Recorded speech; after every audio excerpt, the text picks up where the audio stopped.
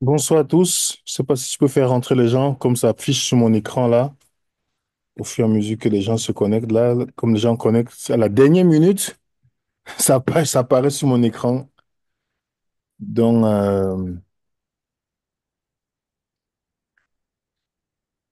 ok. Donc, bonsoir à tous, bienvenue.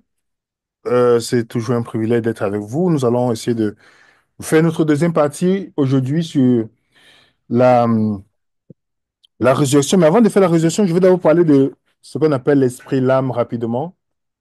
Après, on va faire la résurrection. Donc, Euh, le petit point que je voulais qu'on puisse apporter, nous basant sur certaines religions qui définissent le corps en disant que tu peux lire pour nous, ma soeur, s'il te plaît? Ok. Alors, lorsque Dieu forma un corps à partir des éléments terrestres, il souffla le souffle de vie dans les narines du corps inanimé d'Adam, et il en résulta l'homme, l'être vivant. Genèse 2:7. Ce souffle de vie est le souffle du Tout-Puissant qui domine la vie. Job 33:4. Lorsque Dieu forma l'être humain à partir des éléments terrestres, tous les organes étaient présents, cœur, poumon, rein, foie, rate, cerveau, etc. Tous parfaits mais inanimés. Puis Dieu insuffla à cette matière inanimée le souffle de vie et l'homme devint un être vivant. L'équation scripturale est simple. La poussière du sol, c'est-à-dire les éléments terrestres, plus le souffle de vie égale un être vivant ou une âme vivante. L'union des éléments terrestres avec le souffle de vie a donné naissance à un être vivant ou une âme. Ce souffle de vie ne se limite pas aux humains. Toute créature vivante le possède. La Bible, par exemple, attribue le souffle de vie à la fois aux animaux qui sont entrés dans l'arche de Noé et à ceux qui n'y sont pas entrés. Genèse 7, 15 à 22.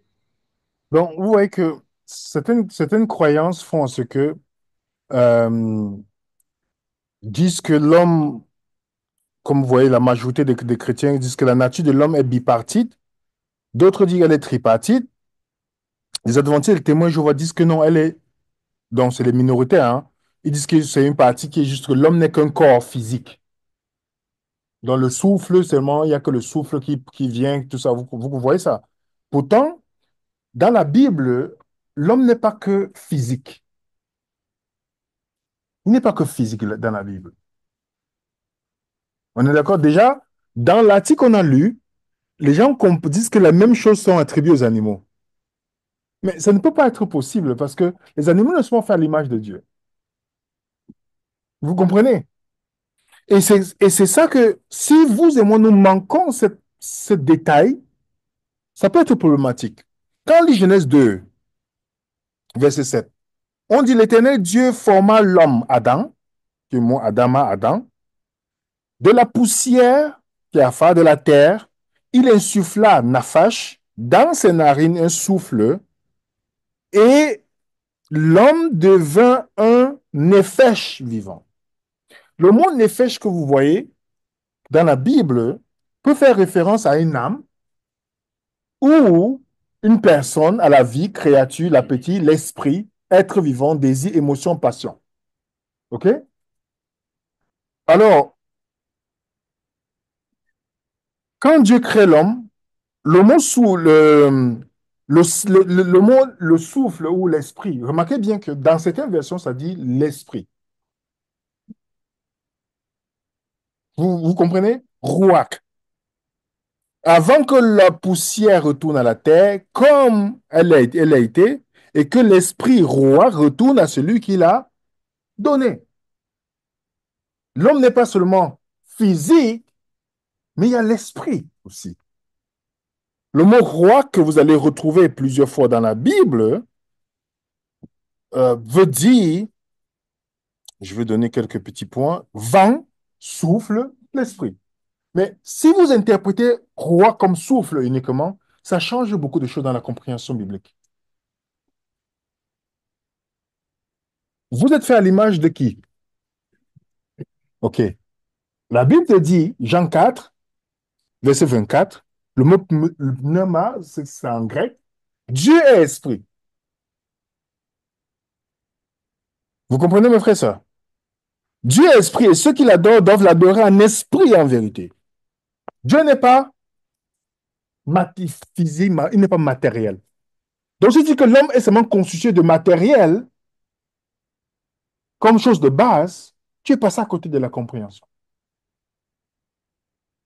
Parce qu'il y a un monde qui ne vit pas dans le matériel. Dans le monde pneuma, qui est aussi qui est la version de Ruach en grec, selon, on lit Luc 24, verset 39, voyez mes mains et mes pieds, c'est bien moi, touchez-moi, voyez, mais l'esprit n'a quoi? Exactement. Donc, selon Jésus, les esprits ne possèdent ni des chairs ni les os. Les esprits n'ont ni matière ni subsistance. Nous avons des corps physiques comme des humains. Pourtant, Genèse 1 nous affirme que les humains ont été créés à l'image de Dieu. Donc Dieu n'a pas que de corps matériel comme nous. Pourtant, nous sommes créés à son image. Être à l'image de Dieu implique quoi? Évidemment que nous possédons un esprit semblable à sa nature. Je vais vous donner quelques petits points. Donc, quand on parle de souffle, ce n'est pas seulement limité à l'oxygène. On est d'accord, il y a l'oxygène là. Ça ne réveille pas les morts. Prenez l'oxygène, vous mettez les morts dans une salle d'oxygène, ils ne vont pas se lever. Vous comprenez, mes frères et sœurs? Je vous donne un exemple. Genèse 6, verset 3. Tu peux lire pour nous, ma soeur, s'il te plaît. Alors l'Éternel dit, Mon esprit ne restera pas à toujours dans l'homme, car l'homme n'est que chair et ses jours seront de 120 ans. Alors, pourquoi ça ne dit pas mon souffle?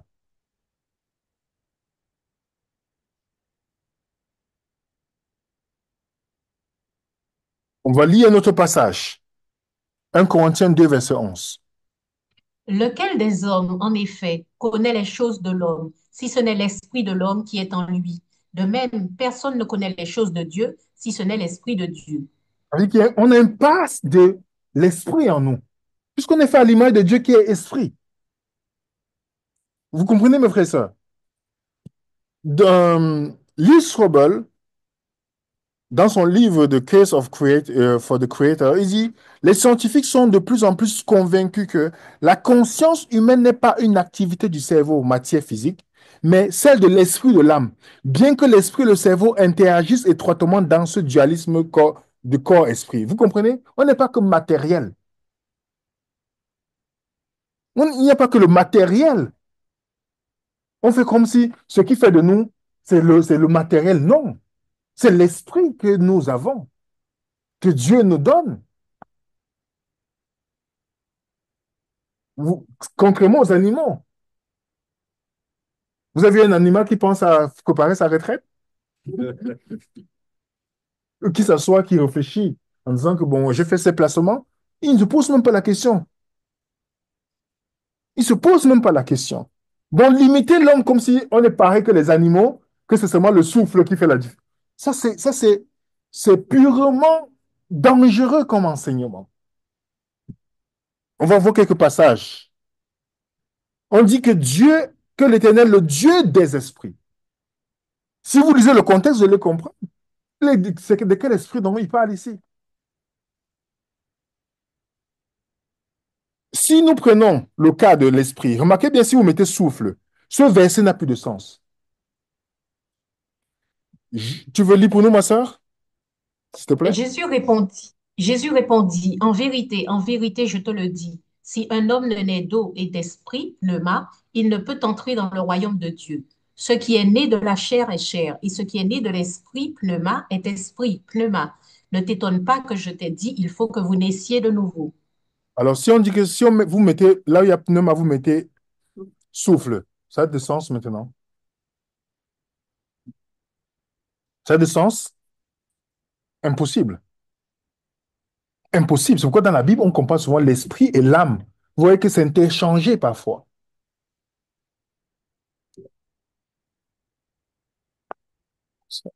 Il y a la chaise quelque part. Vous avez les chaises qui sont là, à côté. Donc, vous voyez ça, les amis? Matthieu 10, verset 28. Tu vas lire pour nous, ma soeur, s'il te plaît? Ne craignez pas ceux qui tuent le corps et qui ne peuvent tuer l'âme. Craignez plutôt celui qui peut faire périr l'âme et le corps dans la géhenne. Attends, maintenant, j'ai mis dans le document ici l'analyse de ce verset. Ok. Ce Bon, texte vas-y, ma soeur. Ce texte prouve que l'âme peut survivre à la mort du corps. Aucune substance matérielle ne peut tuer l'âme. Lorsqu'une personne meurt, le corps cesse de vivre, mais l'âme peut continuer à survivre car elle ne change pas avec le corps. Seul Dieu peut détruire l'âme en enfer. Les Écritures établissent systématiquement une distinction entre l'âme, l'esprit, et le corps physique de l'homme. Donc, est-ce que vous comprenez? Aucune substance matérielle ne peut tuer quoi? Dites-moi, les amis. Je parle seul ici. Aucune. Il n'y a que Dieu qui peut. Si c'était le cas, cette phrase de Jésus n'a pas de sens. Dans 1 Corinthiens 7, verset 34,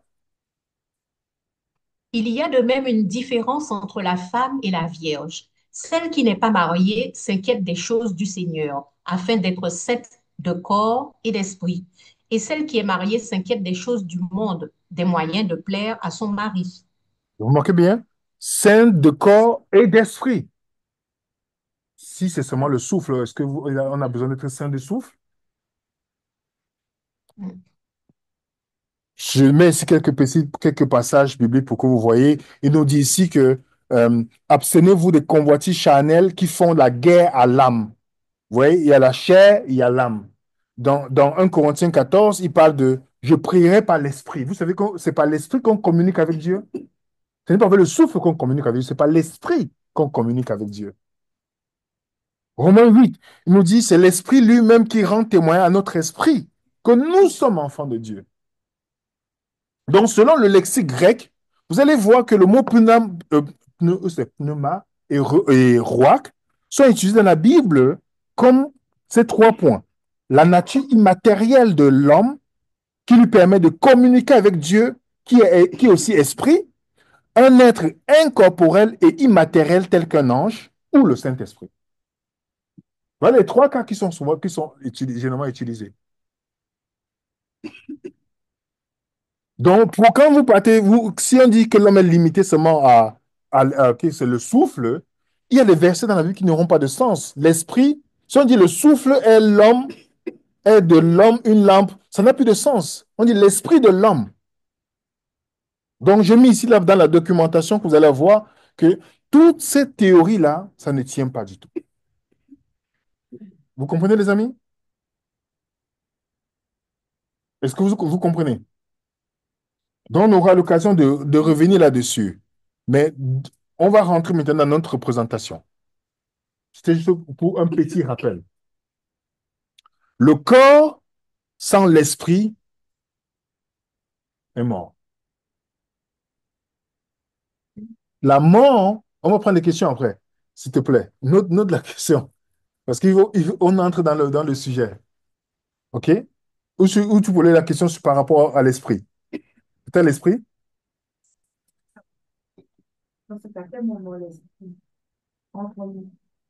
Mais on est déjà comme des êtres spirituels.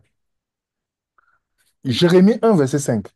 Avant que tu ne sois né, je te connaissais déjà. Est-ce que c'était le matériel que tu connaissais? Tu vois ça? Non, non. Mais c'est important de clarifier ça. Parce que les gens pensent qu'on est seulement, c'est quand on vient matériellement que Dieu dit, OK, maintenant, je vais mettre mon esprit dans toi. Non. On est des êtres, on n'est pas que matériel. Tu vois? OK. euh, Maintenant, on va parler de la résurrection. Parce que ça fait partie intégrante, importante, les amis, de ce que nous sommes en train qu'on a fait hier. Alors, je vais vous demander aussi votre attention pour qu'on puisse faire l'étude et terminer le plus tôt possible. C'est quoi la résurrection? On entend ça, nous tous, on est tous chrétiens ici. On a entendu le mot résurrection. Mais c'est quoi la résurrection? Et pourquoi la résurrection? La plupart des chrétiens croient que la résurrection se passe où? À la fin. C'est-à-dire la fin du monde et que là où les gens vont ressusciter.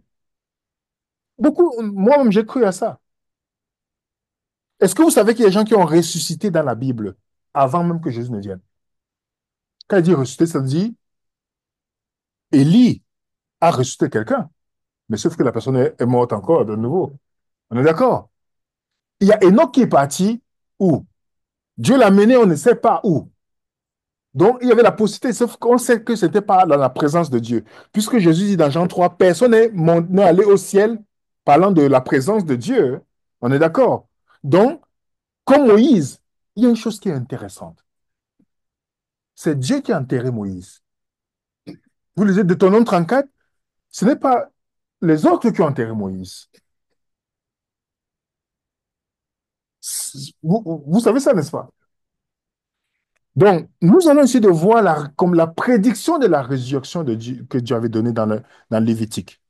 Alors, tu vas m'aider, ma soeur, tu veux lire pour nous, s'il te plaît. Lévitique 23, 4 et 5. Voici les fêtes de l'Éternel, les 7 convocations que vous publierez à leur temps fixé. Le premier mois, le 14e jour du mois, entre les 2 soirs, ce sera la Pâque de l'Éternel. La Pâque. Il y avait la Pâque, OK? Entre la Pâque et la Pentecôte, il y avait ce qu'on appelle deux fêtes, qu'on appelait le fête de pain sans levain et la fête des prémices. Jésus est le pain sans levain. Le levain, c'est le symbole du péché. Il était sans péché. Les prémices, c'était la première récolte qui se déroulait. Remarquez bien, Jésus est mort à la Pâque. Pourquoi? Vous pensez que c'est un hasard? Entre deux soirs. Vous savez qu'il est mort, comme on avait dit, l'agneau pascal devait mourir à 15 heures, en fait. Deux soirs dans la conception, juste c'est 15 heures. Il a respecté le calendrier. Et vous savez qu'on ne brisait pas les os de l'agneau? Exode chapitre 12. C'est pourquoi vous voyez que les sacrificateurs, les Romains viennent sur Jésus, ils ne brisent pas ses os, pourtant on brisait les os de tous les meurtriers. On précise bien qu'on ne brisait pas ses os. C'était un accomplissement. On a percé ses côtes, l'eau et le sang sortent de là. L'eau et le sang. C'était pour montrer, c'est quand le sacrificateur tue l'agneau et qu'il lave les mains, l'eau et le sang qui est là montrent que il a sacrifié l'animal. Si on pèse votre ventre, je ne sais pas ce que je veux, l'eau et le sang ne vont pas sortir, c'est le sang qui sort. Donc la précision dans Jean 19 de l'eau et le sang, c'est pour montrer que Jésus accomplit encore ici quelque chose de très intéressant. Donc tout ça, la Bible, l'ancienne alliance, Dieu voulait leur enseigner les choses par rapport au Christ. Et donc, après la part là, ce qui nous intéresse, c'est les prémices. Tu vas lire pour nous, ma soeur, s'il te plaît. L'Éternel parla à Moïse et dit, parle aux enfants d'Israël et tu leur diras, quand vous serez entrés dans le pays que je vous donne et que vous y ferez la moisson, vous apporterez au sacrificateur une gerbe, prémisse de votre moisson. Il agitera de côté et d'autre la gerbe devant l'Éternel afin qu'elle soit agréée. Le sacrificateur l'agitera de côté et d'autre le lendemain du sabbat. OK.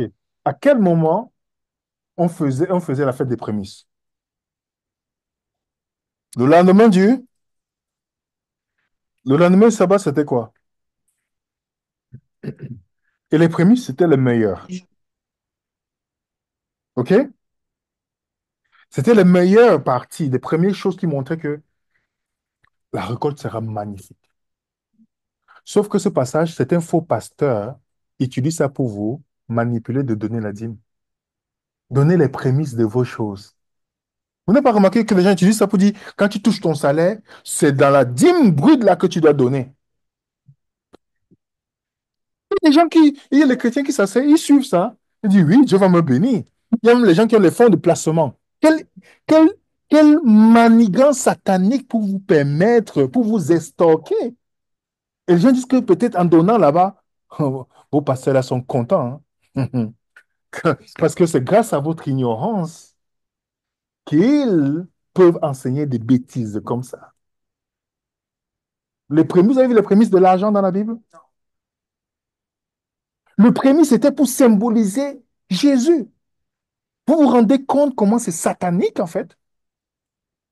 C'était le lendemain, parce qu'il faut se poser la question, quelle date? La Bible dit le lendemain du sabbat, donc premier jour de la semaine, dimanche.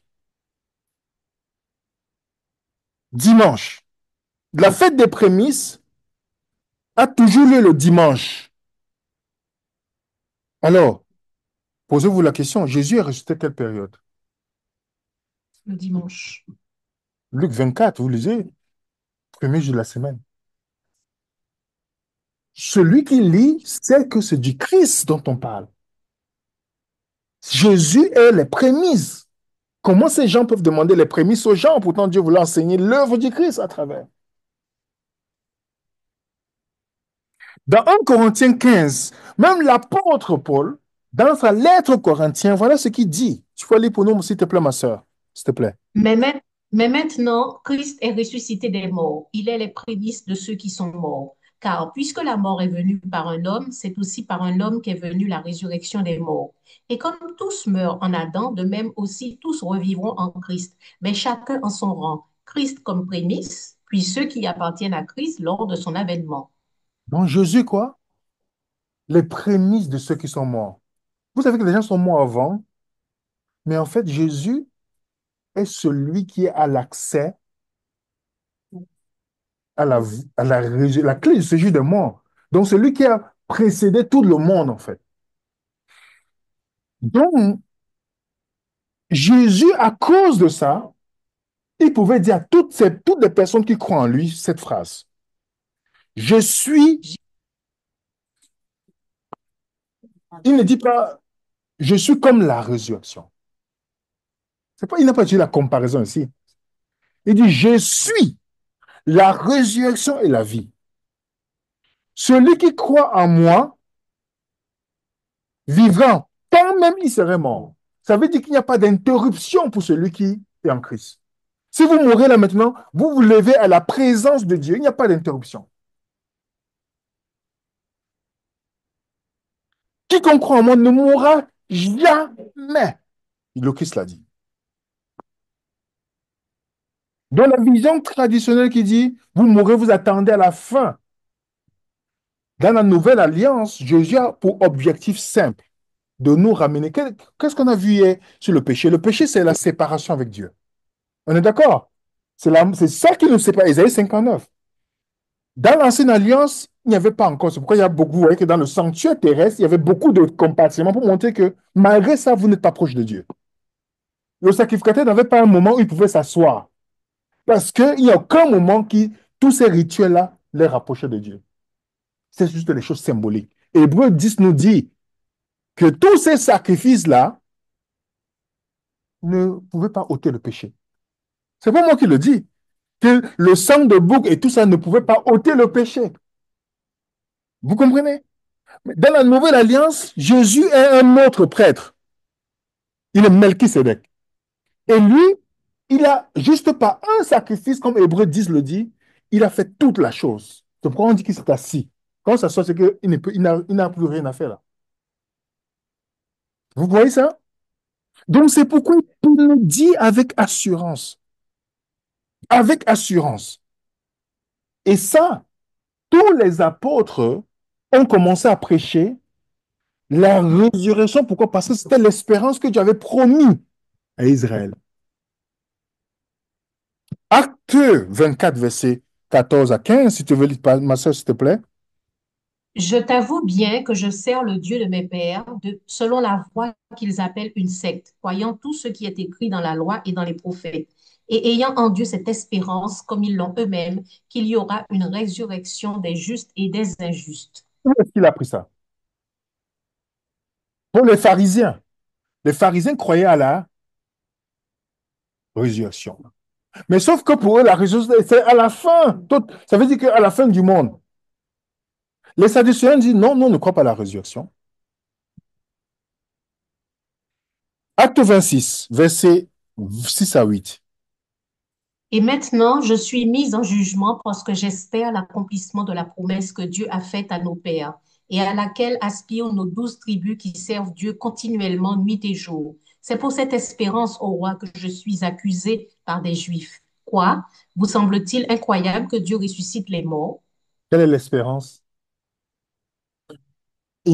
Mettez-vous à la place de Paul. Vous avez un bon poste parmi les Sanhédrins,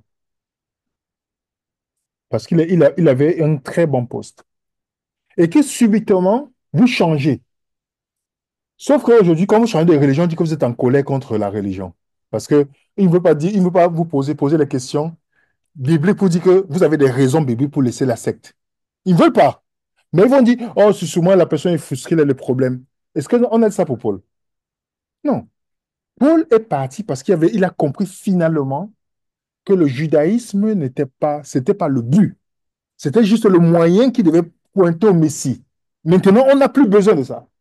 Alors les autres ont commencé à chercher à le tuer. Et c'est pourquoi il explique, ça dit, c'est à cause de la résurrection là. Imaginez comment quelqu'un a laissé et s'est mis en danger. Si c'est que pour rester seulement plus tard. Des siècles, on sait que, on regarde des siècles plus tard. C'est parce que c'était éminent. L'espoir d'Israël était dans la résurrection. Et il y avait déjà quelques promesses que Dieu avait données, comme dans Daniel chapitre 2, où Dieu avait dit, tu vas lire pour nous, ma soeur, s'il te plaît? Plusieurs de ceux qui dorment dans la poussière de la terre se réveilleront, les uns pour la vie éternelle et les autres pour l'opprobre, pour la honte éternelle. Vous voyez, si vous ne lisez pas Daniel dans le contexte, vous allez penser que la prophétie de Daniel, c'est à la fin du monde. Si on veut dire la vraie fin du monde. Pourtant, Daniel, remarquez bien, chaque fois, c'est tout pour ton peuple et toi. Et dans le verset 13, il dit, toi, marche vers ta fin, tu te reposeras et tu seras debout pour ton héritage à la... C'est quoi la fin des jours dans la Bible? C'est la fin des temps?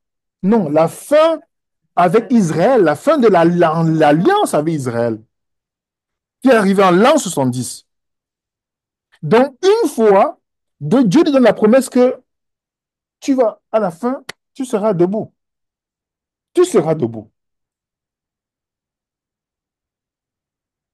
Donc, les Juifs croyaient à... Il y avait cet enseignement de la résurrection. Et même Marthe, regardez l'expression que dit à Jésus si ça n'existe pas. Qu'est-ce qu'elle dit à Jésus? Jésus lui dit, ton frère ressuscitera. Je sais, lui répondit Marthe, qu'il ressuscitera à la résurrection, au dernier jour. Elle croyait que son frère devait résumer. C'est-à-dire, dernier jour de l'ère juive. C'est ce qu'elle croyait. Mais en fait, Jésus pouvait rester aussi là. Mais ça veut dire qu'ils avaient toutes ces croyances-là, qu'il y a une résurrection. Alors, dans la vision biblique de la résurrection, je mets ici une note. Il est intéressant de noter que la Bible n'utilise jamais le terme résurrection du corps. Il n'y a que Jésus qui a ressuscité le corps.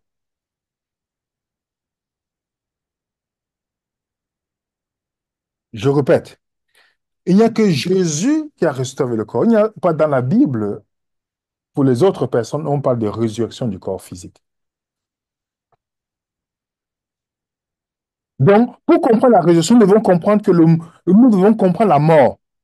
La mort, c'est quoi dans la Bible?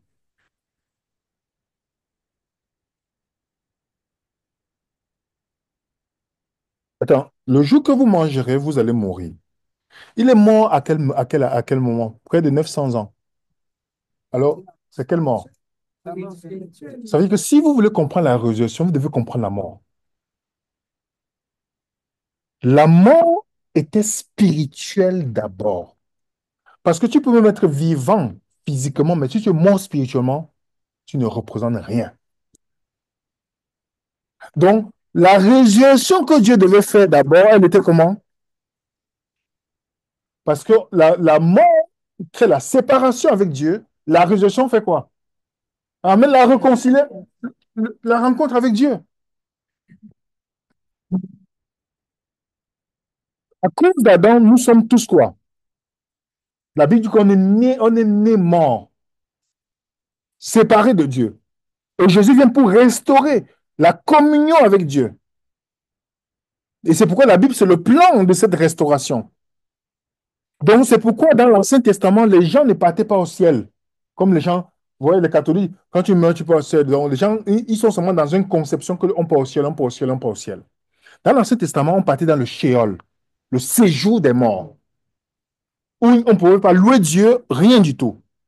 Donc, il n'y avait que l'œuvre messianique qui pouvait ramener, parce que c'était promis, c'était l'œuvre messianique qui pouvait amener cette résurrection de tout le monde.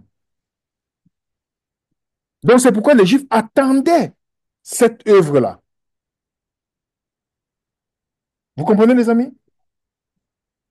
Dans le Tanakh, quand on dit Tanakh, et Tanakh, c'est l'Ancien Testament, l'endroit où les morts se trouvaient, c'était avant la résurrection, le Sheol. Dans le grec, c'est Hadès. J'ai mis ici là encore, dans le document que vous allez recevoir, c'est quoi le Sheol? Le Sheol, on n'adore pas Dieu dans le Sheol.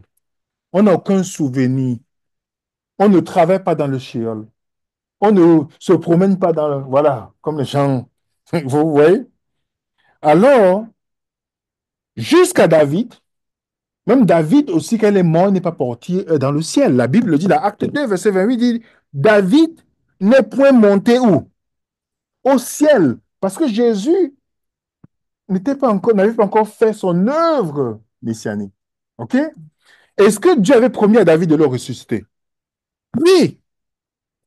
Mais Dieu sauvera mon âme du séjour des morts, car il me prendra sous sa protection. L'autre, dans la version, dit, il me rachètera mon âme de la puissance du Shéol.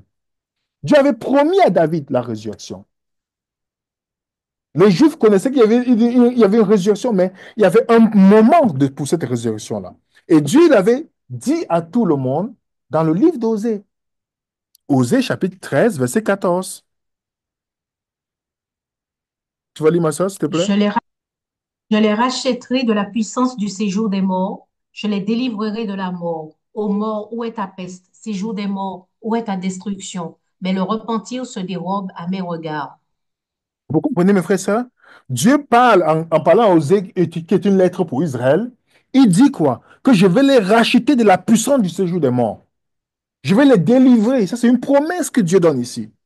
Vous avez le psaume 89. Y a-t-il un homme qui puisse vivre et ne pas voir le Sheol, qui puisse sauver son âme du séjour des morts? Il n'y a personne qui peut se sauver. Quand vous mourrez, si ce n'est pas Dieu qui vous sauve du Sheol, vous ne pouvez pas sortir de là. Vous comprenez, mes frères et sœurs?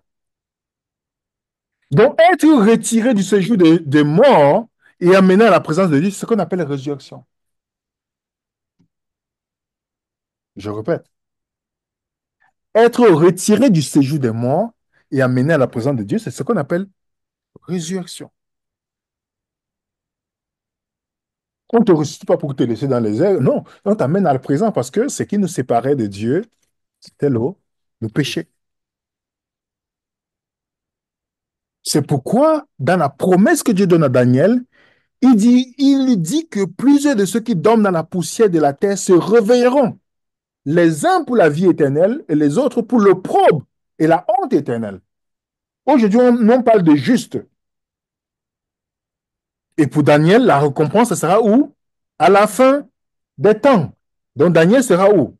Il va se relever. Tu vas lire pour nous, ma soeur, pour que tout le monde puisse comprendre ce qu'on est en train de dire, s'il te plaît. Quant à toi, Daniel, tiens bon jusqu'au bout. Alors tu auras droit au repos. Puis tu te relèveras pour recevoir ta récompense à la fin des temps. Est-ce que Dieu a promis à Daniel qu'il va le relever à la fin des temps? Quelle est la fin des temps? Les chrétiens modernes disent que c'est la fin du monde. Pourtant, le juif, la fin des temps, c'est la fin des temps de l'ère juive. Il y a le siècle présent, le siècle à venir. C'est comme ça que c'est dans leur expression. Donc, on sait très bien à quel moment ça s'est réalisé. En l'an 70, où il y a toute la résurrection. Mais avant ça, est-ce que Jésus est ressuscité avec des personnes? Oui, les prémices, pour montrer que voilà l'œuvre du Christ, alors imaginez les choses qui sont à venir. Alors, au temps de Paul, avant de vous donner ce passage, rappelez-vous, quand Paul écrit à Timothée, le temple est encore présent ou pas? Oui. Jérusalem est détruit. Non. Voilà. Alors, comme beaucoup de Juifs connaissaient que la résurrection doit venir, OK? Qu'est-ce qu'ils ont commencé à faire? Ils ont commencé à prêcher que la résurrection est déjà venue. C'est ce que Paul écrit à Timothée. Tu vas lire pour nous, ma sœur, s'il te plaît. Évite les discours vains et profanes, car ceux qui les tiennent avanceront toujours plus dans l'impiété, et leur parole rongera comme la gangrène. De ce nombre sont Hyménée et Philette, qui se sont détournés de la vérité, disant que la résurrection est déjà arrivée et qui renversent la foi de quelques-uns. Non, analysez le texte. Moi, j'aime beaucoup l'analyse biblique. Je suis sûr que dans le passé, vous avez lu ce passage-là, moi comme moi aussi, et sans analyser, on a cru que c'est... Voilà, on dit, mais qu'est-ce qu'il raconte? La résurrection est déjà arrivée. Maintenant, je comprends. Comme c'était des Juifs qui étaient habitués au judaïsme, qu'est-ce qu'ils ont fait? Ils ont commencé à dire que c'était arrivé. Pourtant, Paul dit que ce n'est pas encore arrivé parce que le temple est encore présent. Vous comprenez? On n'est pas encore arrivé à ce moment-là. Eux, qu'est-ce qu'ils ont fait?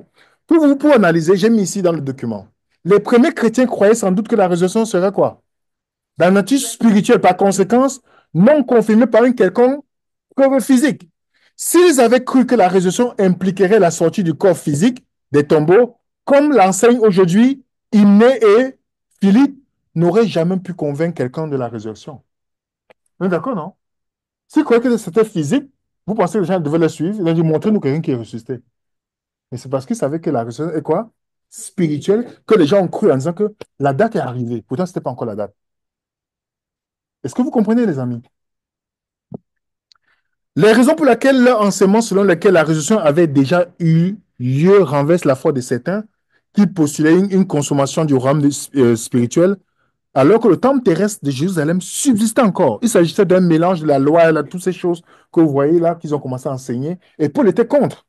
Vous comprenez? Donc, la résurrection dont Paul parle n'est pas encore arrivée. Pour Paul, ce n'est pas encore arrivé. Il dit à Timothée, fais attention à ces gens-là. Ce n'est pas encore arrivé, la résurrection. Parce qu'ils savent très bien que l'accomplissement de la prophétie devait être le temple qui va être détruit pour montrer que tout est consumé. Alors, là, on peut dire, voilà la résurrection. Paul voulait il anticipait aussi cette résurrection. C'est pourquoi il dit, nous les vivants, nous irons. Je ne sais pas comment vous lisez Thessaloniciens. Il parle du futur.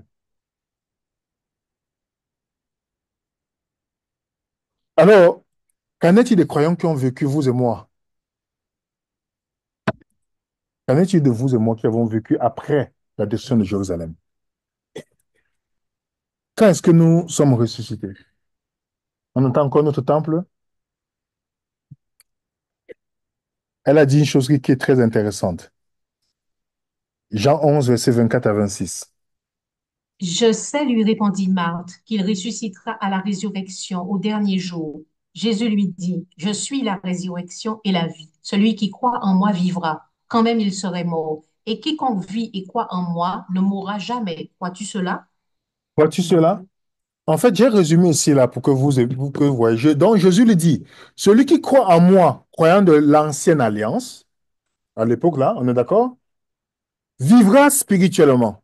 Mais s'il meurt physiquement, même s'il meurt physiquement, et quiconque vit physiquement et croit en moi, croyant de la nouvelle alliance, ne mourra jamais spirituellement.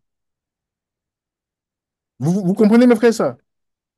Voilà un peu ce que Jésus veut qu'ils comprennent. Donc, il y a deux catégories évoquées ici, là. Ceux qui mourraient avant la résurrection et ceux qui ne mourraient pas. Vous et moi, nous vivons après la résurrection. Donc, nous sommes ceux qui vivent physiquement et qui croient, nous sommes les croyants de la nouvelle alliance, donc nous ne mourrons jamais spirituellement. Il n'y a pas de croyants de la nouvelle alliance. Il n'y a qu'une seule personne qui a dit Amen. Les autres sont de l'ancienne alliance. Donc, ils ne sont pas ressuscités. Nous, remarquez que pourquoi on peut s'apprécier. La Bible dit que vous et moi, nous sommes morts par nos offenses. On est morts. Éphésiens 2 verset 5 à 6. Tu vas lire pour nous, Massa, s'il te plaît. Nous qui étions morts par nos offenses, nous a rendus à la vie avec Christ. C'est par grâce que vous êtes sauvés. Il nous a ressuscités ensemble et nous a fait asseoir ensemble dans les lieux célestes en Jésus-Christ.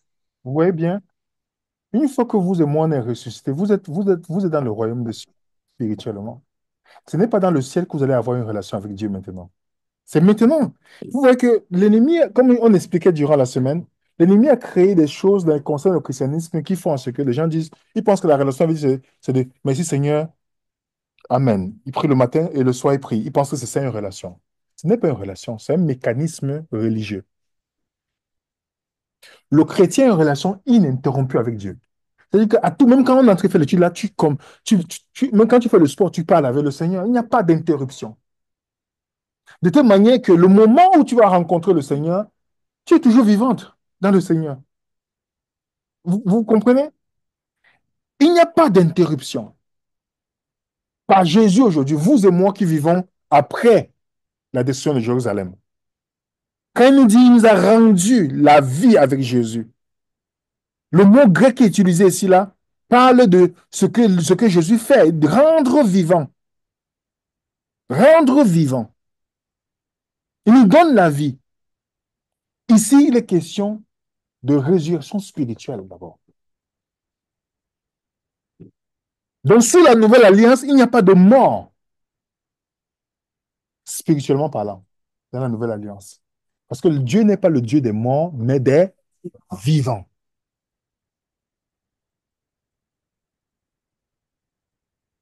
Il n'y a pas de mort. 1 Corinthiens 15, tu vas lire pour nous, ma soeur, s'il te plaît. Lorsque ce corps corruptible aura revêtu l'incorruptibilité et que ce corps mortel aura revêtu l'immortalité, alors s'accomplira la parole qui est écrite, la mort a été engloutie dans la victoire.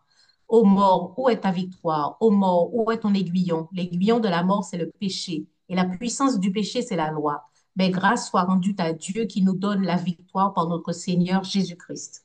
Donc Jésus a donné cette victoire, il a permis que nous puissions revêtir cette victoire. On ne vit pas grâce à Jésus, on a cette victoire-là. Il ne sait pas quelque chose à venir. Vous et moi, on est victorieux maintenant. Et c'est pourquoi Jésus a donné cette parole de confiance à tous ceux qui croient. Jean 6, 40, la volonté de celui qui m'a envoyé, c'est que quiconque voit le Fils et croit en lui est la vie éternelle. Je le ressusciterai au dernier jour. C'est une garantie. Elle est même plus garantie que la garantie bancaire. Je le ressusciterai au dernier jour. Quel dernier jour dont tu parles? La fin du monde ou le dernier jour par rapport à les Juifs? Nul ne peut venir à moi si le Père qui m'a envoyé ne l'attire. Je le ressusciterai au dernier jour. Celui qui mange ma chair et qui boit mon sang a la vie éternelle, et je le ressusciterai au dernier jour. Jésus est clair là-dessus. Il va ressusciter au dernier jour. Donc, il l'a fait. Éphésiens 1, verset 13 à 14. En lui aussi, vous avez cru après avoir entendu la parole de la vérité, l'évangile de votre salut. En lui aussi, ayant cru, vous avez été scellés du Saint-Esprit qui avait été promis, lequel est un acompte de notre héritage pour la rédemption de ceux que nous avons acquis à la louange de sa gloire. C'est quoi l'acompte? Un acompte, c'est que je vous donnais comme un garant, comme une garantie, non? Est-ce que vous savez que le Saint-Esprit, pourquoi Jésus insiste sur le Saint-Esprit? C'était l'acompte. Parce qu'il devait monter. Il valait l'acompte. Que vous ne pouvez pas vous inquiéter. Quand vous donnez l'acompte à la banque est tranquille, non, ne s'inquiète pas, dit, bon, voilà, je vais vous faire le prêt qu'il faut. Le Saint-Esprit était la garantie que Jésus mettait pour nous, mettait à notre disposition. Est-ce que vous utilisez cet acompte-là? Vous savez que le Saint-Esprit, si quelqu'un est perdu aujourd'hui, c'est pas à cause de Dieu. C'est qu'il a tellement fait la provision de tout.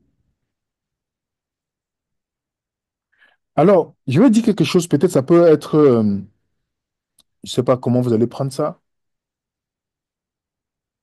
Et il y a beaucoup d'entre nous qui attendent, qui attendaient une résurrection future.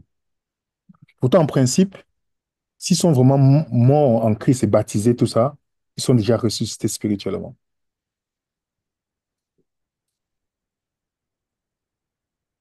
Alors, posez-vous la question. Imaginez que si vous ne savez pas que par Jésus, vous êtes bien ressuscité spirituellement. Je vous dis que vous avez accès à Dieu aujourd'hui. OK? Si vous êtes conscient de ça, comment vous allez vivre?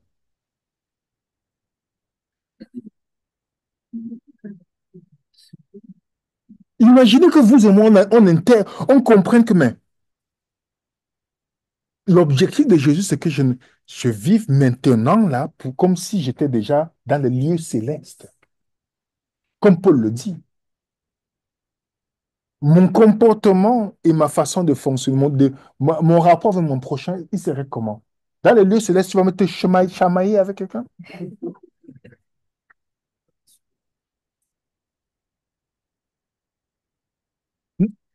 Il faut que nous comprenions ça. À moins qu'on n'est pas ressuscité, on est mort. C'est-à-dire, même si on est vivant, mais on est mort. On fonctionne comme des gens qui sont morts, donc charnés dans le langage biblique. Et si on est spirituel, ça veut dire que si on est ressuscité avec le Christ, on vit. Ça veut dire que le royaume des cieux, on le vit déjà maintenant, en attendant qu'il vienne, qu'on aille directement rester avec lui. Ou pour certains, le mort qui va le permettre d'arriver directement en attendant. Vous comprenez ce que je veux dire? Dans le Saint-Esprit, c'est la marque. La Bible te dit que c'est la com que Dieu met pour nous. Mais nous ne sollicitons pas le Saint-Esprit tous les jours. À cause des mouvements charismatiques qui font toutes ces choses, ils disent que c'est le Saint-Esprit. Beaucoup de gens disent, j'ai pas demandé le Saint-Esprit parce qu'ils pensent que c'est ça le Saint-Esprit. C'est pas ça l'œuvre du Saint-Esprit. Lisez bien. Le fruit de l'Esprit. Le fruit, donc pour savoir que tu as le Saint-Esprit, ce n'est pas tomber au sol et commencer à bouger. Ce n'est pas ça le Saint-Esprit. Il nous dit comment tu reconnais le fruit, tu vois ça là. Le fruit de l'Esprit, c'est on donne les différentes facettes de l'amour.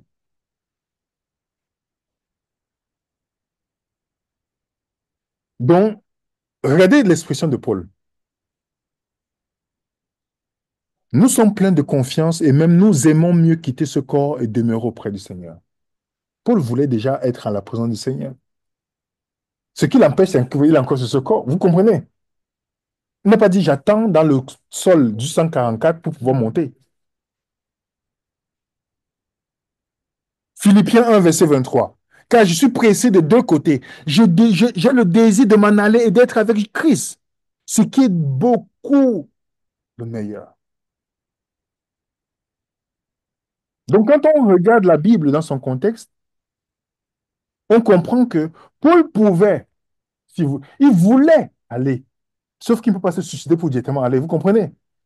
Déjà, sur le suicide, Dieu ne te demande pas de te tuer. Mais Paul espérait tellement être auprès de Dieu quand il a compris. C'est pourquoi il était prêt à perdre tout. Tout. Parce qu'il a compris quelque chose que vous et moi n'avez pas compris. Vous savez que le livre d'Apocalypse est écrit avant la destruction de Jérusalem. Vous savez ce que Jean donne dans la lettre pour encourager ces personnes-là, que toutes les personnes qui devaient mourir dans le Seigneur faisaient partie de la première résurrection.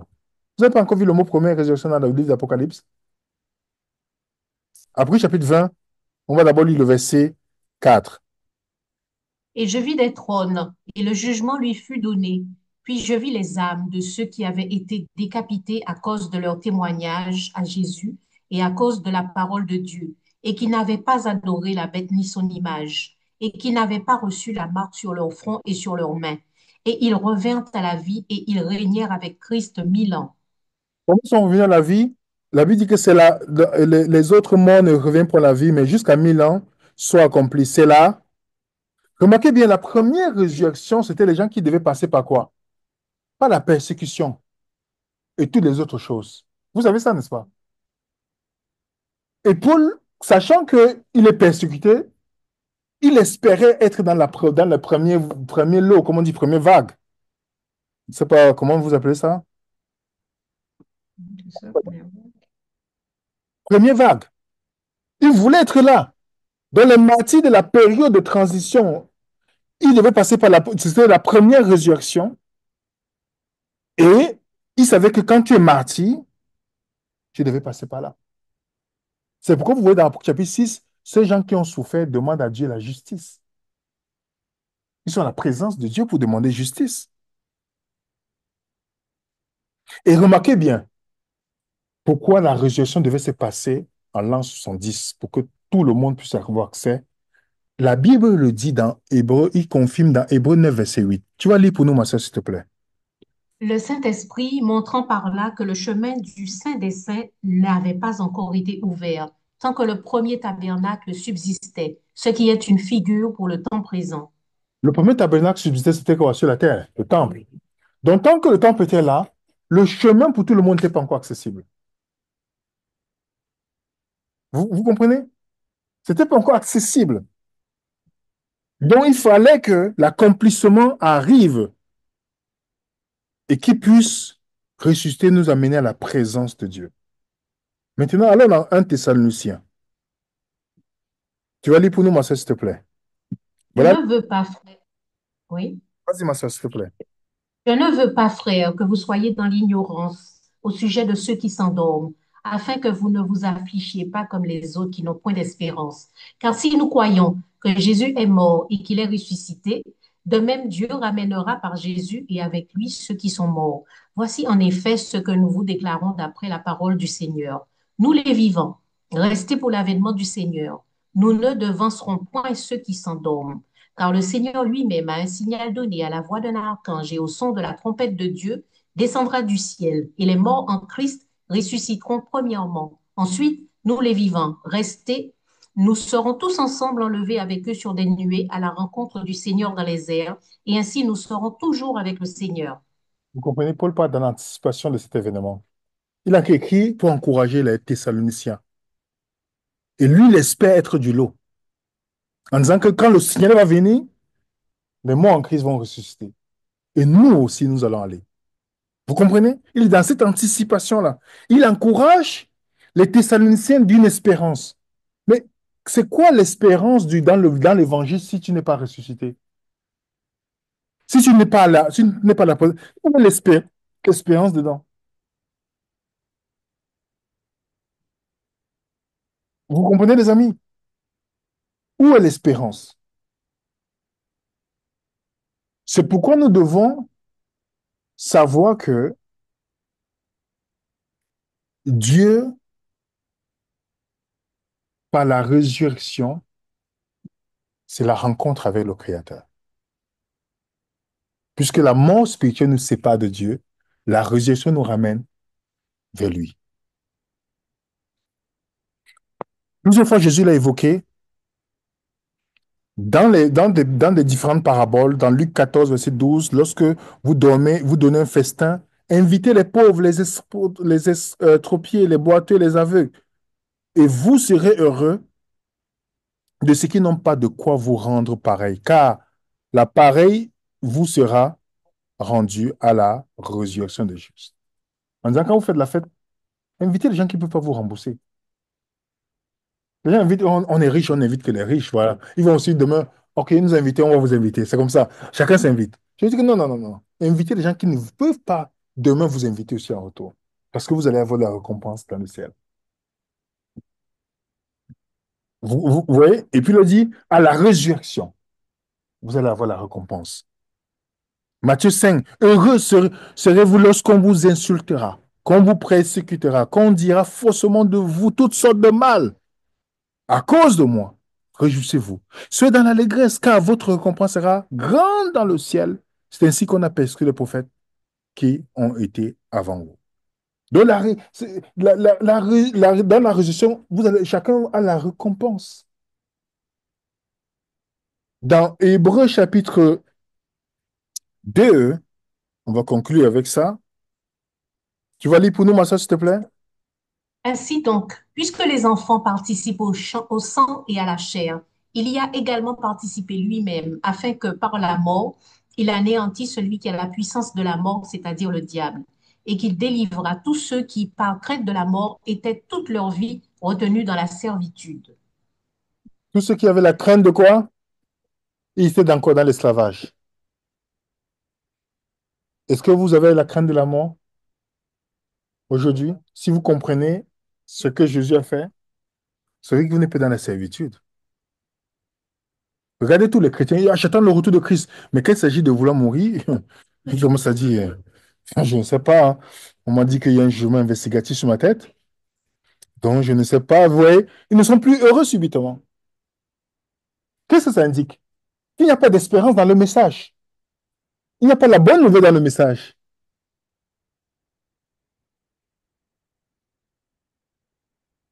Alors, est-ce que vous avez compris la résurrection, mes frères et sœurs? Est-ce que vous et moi, par la foi, nous sommes ressuscités en Christ? Il y a d'autres qui attendent que ce soit à la fin ou là, à la fin du monde. Ils seront bien surpris. La vie avec le Christ commence maintenant. Donc, ne laissez personne vous séduire. La preuve, c'est les morts vivants qui se retrouvent beaucoup plus. Les religieux étaient les morts vivants devant Jésus. Vous n'avez pas remarqué? Il a dit votre père, le diable. Comment tu peux partir avec le sabbat chaque sabbat et que tu donnes ta dîme même sur la menthe? Remarquez bien. Il donne la menthe qu'il a plantée chez lui, coupait la dîme, il donnait. Jésus l'a dit, votre père est le diable. Vous comprenez, mes frères et sœurs? Donc, la question, est-ce qu'on est en vie? C'est-à-dire, on a la vie qui est en Christ et qu'on est ressuscité avec lui maintenant, ou on est seulement vivant, mais on n'a pas la vie?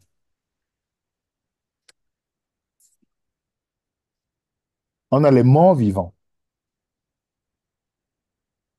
Donc, on va passer à la question, parce que demain, on a un autre sujet important sur la question de la mort. Mais comme on voulait parler d'abord pour les vivants,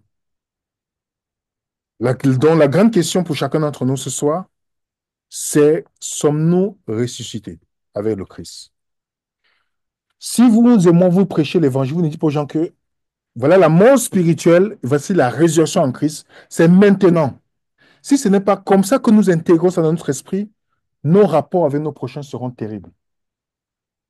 Je ne dis pas que les gens vont pas vous chercher à vous faire du mal, toutes ces choses, mais vous, en retour, comment vous et moi nous vivons si on est ressuscité avec le Seigneur et qu'on est assis dans les lieux célestes par la foi?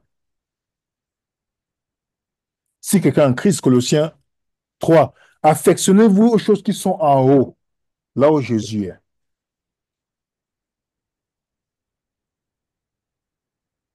Donc, on va passer un moment de questions, par la grâce de Dieu, sur le sujet.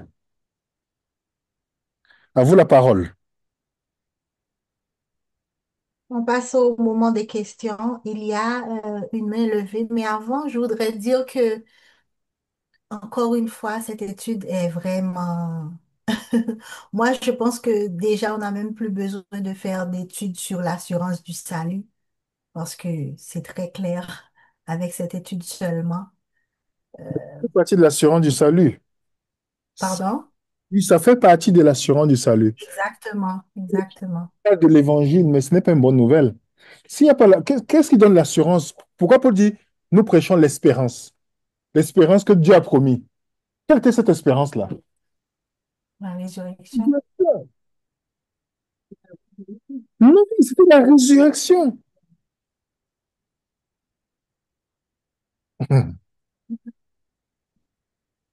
Donc c'est ça, comme tu dis, Corinne, pour aller dans le même sens que toi. C'était la résurrection. C'est l'espérance. Je sais pas si tu as des questions Une près de question toi. fatale. C'est pas là. Oui. Elle voulait parler du péché aujourd'hui, pour les ressusciter en Christ.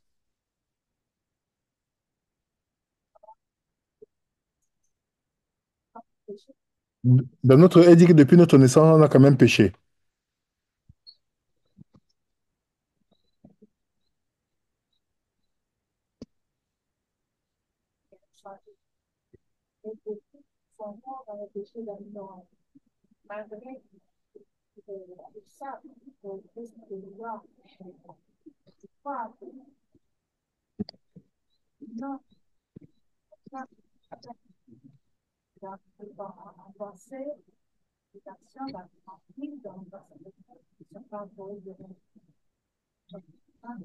William, on n'entend pas la question. Je vais On répéter, elle n'entend pas. dit qu'il y a des gens, qu'on est dans le péché, il y a des personnes qui vivent dans le péché ne se rendent pas compte.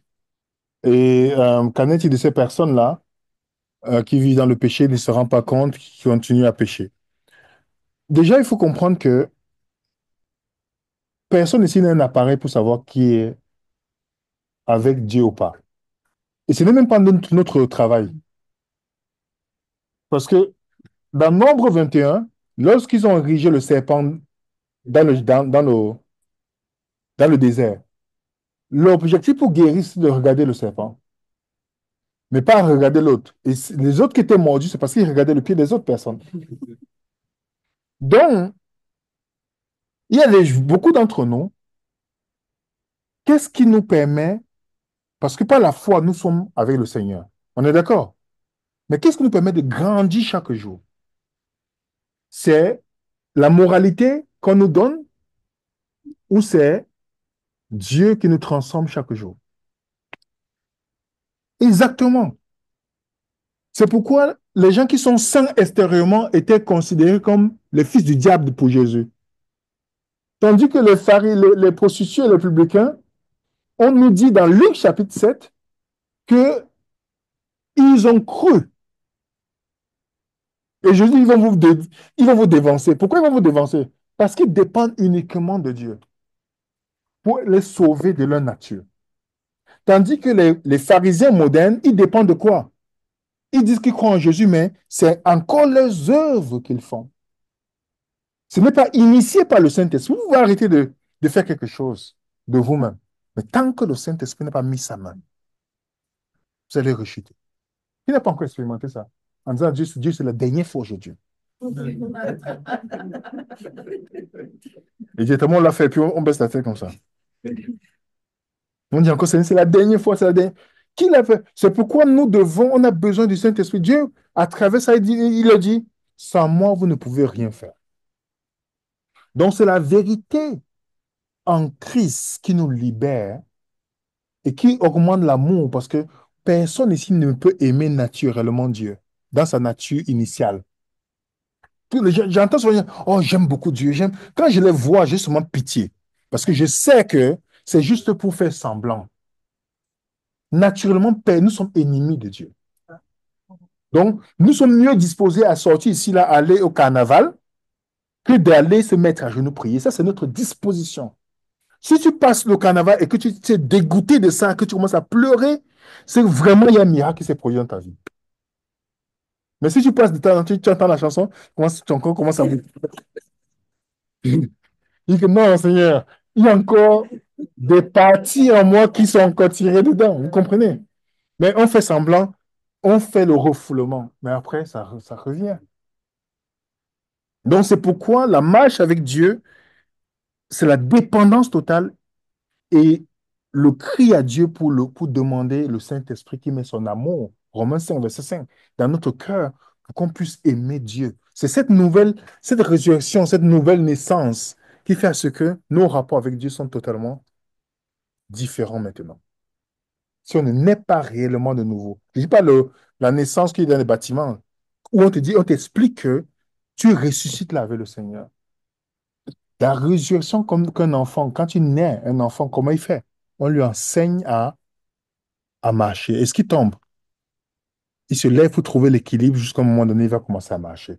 Ça, c'est l'œuvre de Dieu dans la vie du croyant. Donc, c'est pourquoi il faut pas regarder l'autre personne parce que ce qui ma soeur lutte avec, elle peut m'expliquer, elle dit, mais ça, c'est rien du tout. Mais c'est une lutte pour elle. Mais moi, je lutte avec quelque chose et je pensais que parce que moi, je ne fais pas ça, je suis mieux qu'elle. Zéro. Zéro. Vous comprenez? Est-ce qu'il y a on va apprendre la question sur le Zoom avant de revenir ici. On Allô? a Henriette qui a la main levée. Henriette, tu peux activer ton micro.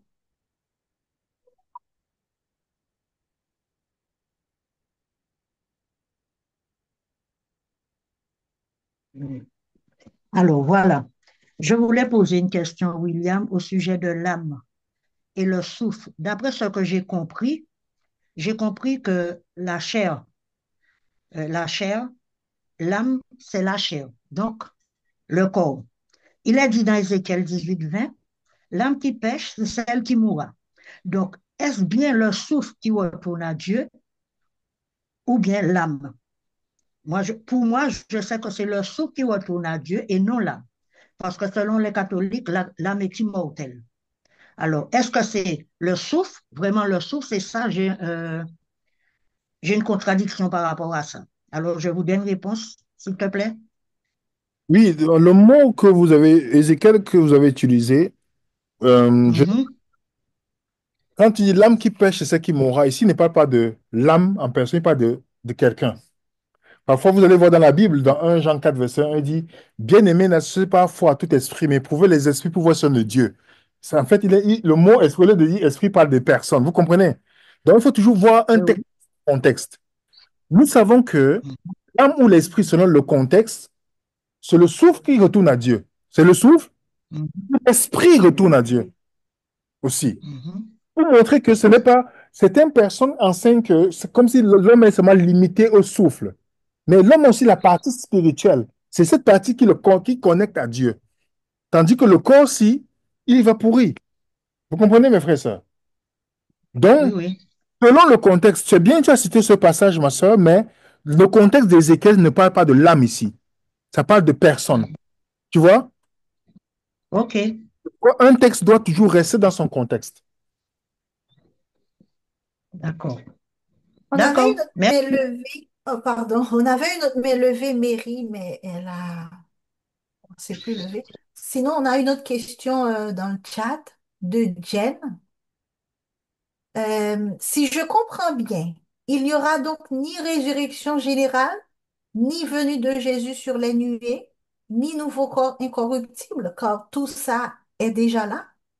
Y aura-t-il alors réellement une destruction physique de ce monde et une nouvelle terre, ou non plus? C'est la question de Jen. Bon, peut-être elle est venue, James est venu en retard et peut-être n'a pas suivi la vidéo d'hier. Je peux comprendre, mais on a été clair là-dessus. La résurrection dont les apôtres se sont mis à prêcher, parce qu'il y avait un moment où le timing était fixé par Dieu. Les derniers jours par rapport à l'ère juive. On est d'accord? À partir de ce moment-là, toute personne qui meurt aujourd'hui va à la présence de Dieu, en Christ. Ceux qui sont en Christ. Et tous ceux qui naissent de nouveau aujourd'hui, ils sont déjà ressuscités spirituellement d'abord. Ils commencent à vivre la vie avec Dieu maintenant. Parce que la mort spirituelle, elle est opposée à la vie spirituelle. Et dites-moi, quand on accepte Christ, il dit, celui qui naît de nouveau, quand on naît, c'est pour mourir un temps. C'est-à-dire qu'on naît maintenant là, on commence à vivre de nouveau. Est-ce que la naissance nouvelle est dans le ciel ou elle est maintenant? Elle est maintenant. Donc le piège de Satan dedans, c'est de dire quoi? Que vis ta vie, c'est dans le ciel que tu vas commencer à prendre plaisir avec Dieu. Pourtant, tu dois commencer maintenant. Tu comprends?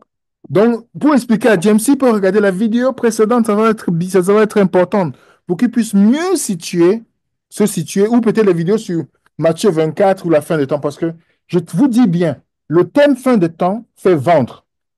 Ça veut dire que si vous et moi, on ne cherche pas à comprendre la pensée biblique, parce qu'elle n'est pas été écrite pour nous, elle est écrite à nous, mais pas à nous.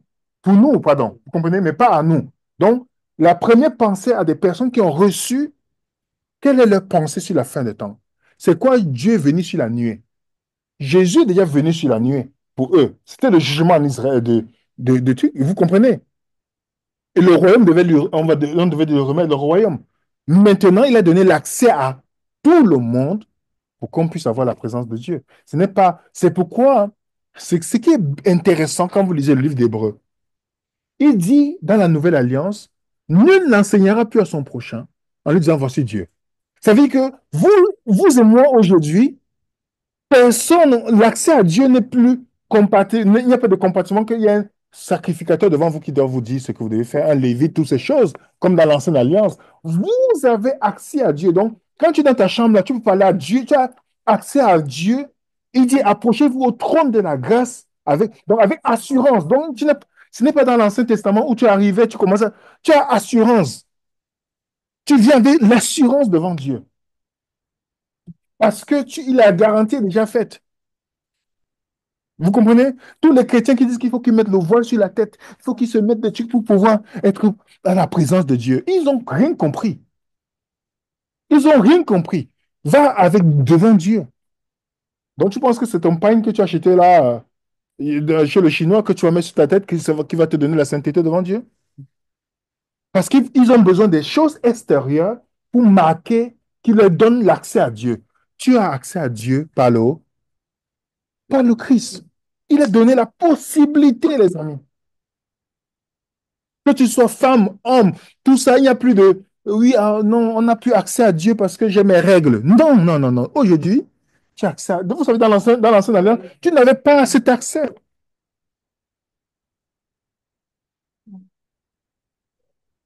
Oui, ma soeur, il y a une autre question là-bas. Oui, on a Mary, mais je ne la vois plus. Je ne vois plus la main levée. Mary, si tu es là, tu peux déjà Quelqu'un a activer tu as une ton question dans micro. le chat? Oui, on a une autre question sur le chat de Sephora Agnacia. Bonsoir à tous. J'aimerais savoir si ceux qui n'ont pas accepté le Christ vont, vont à sa rencontre quand ils sont morts, comme tu l'as expliqué hier. Que ceux qui n'ont pas... Ceux qui n'ont pas accepté le Christ, Ils est-ce vont... qu'ils vont à sa rencontre quand ils sont morts? Non, non, pas du tout. Il faut Ils sont dire, dans le shéol. c'est pour que les gens qui sont morts, ils restent là-bas. L'Apocalypse, quand on va voir le livre d'Apocalypse, on va voir c'est qu'on va faire une étude spéciale par rapport au tourment dont on parle dans le livre d'Apocalypse pour ceux qui n'ont pas accepté le Seigneur. Donc, Mhm. c'est ça, quoi. Ils n'ont pas de rencontre à faire. Ils ont rejeté Jésus. Mhm. Que je peux poser une autre question sur le chat? Il y a une question dans la salle. Par rapport à ce que vous avez dit, effectivement, on a beaucoup entendu de Créole. On n'entend pas. On a beaucoup entendu Elle a- Créole, on a beaucoup entendu Sheol. mais c'est quoi la différence avec l'enfer? C'est quoi la différence avec l'enfer? L'enfer existe parce qu'apparemment c'est écrit dans la Bible, mais euh, pour les gens qui sont, comme on dit, méchants, qui font ben, ouais, les différents des bons, techniquement, on parle toujours de Sheol, mais pas d'enfer. Pourquoi? Oui, on a dit depuis qu'on nous parle d'abord pour les vivants en Christ. Les deux premières présentations qu'on a faites. Donc, l'enfer n'existait pas encore. Il existait. Oui, non, non. Regarde, dans l'Ancien Testament, est-ce que tu as vu, on évoque la question de l'enfer. Hein? Dites-moi. Mais la question de l'enfer est beaucoup plus évoquée dans le Nouveau Testament.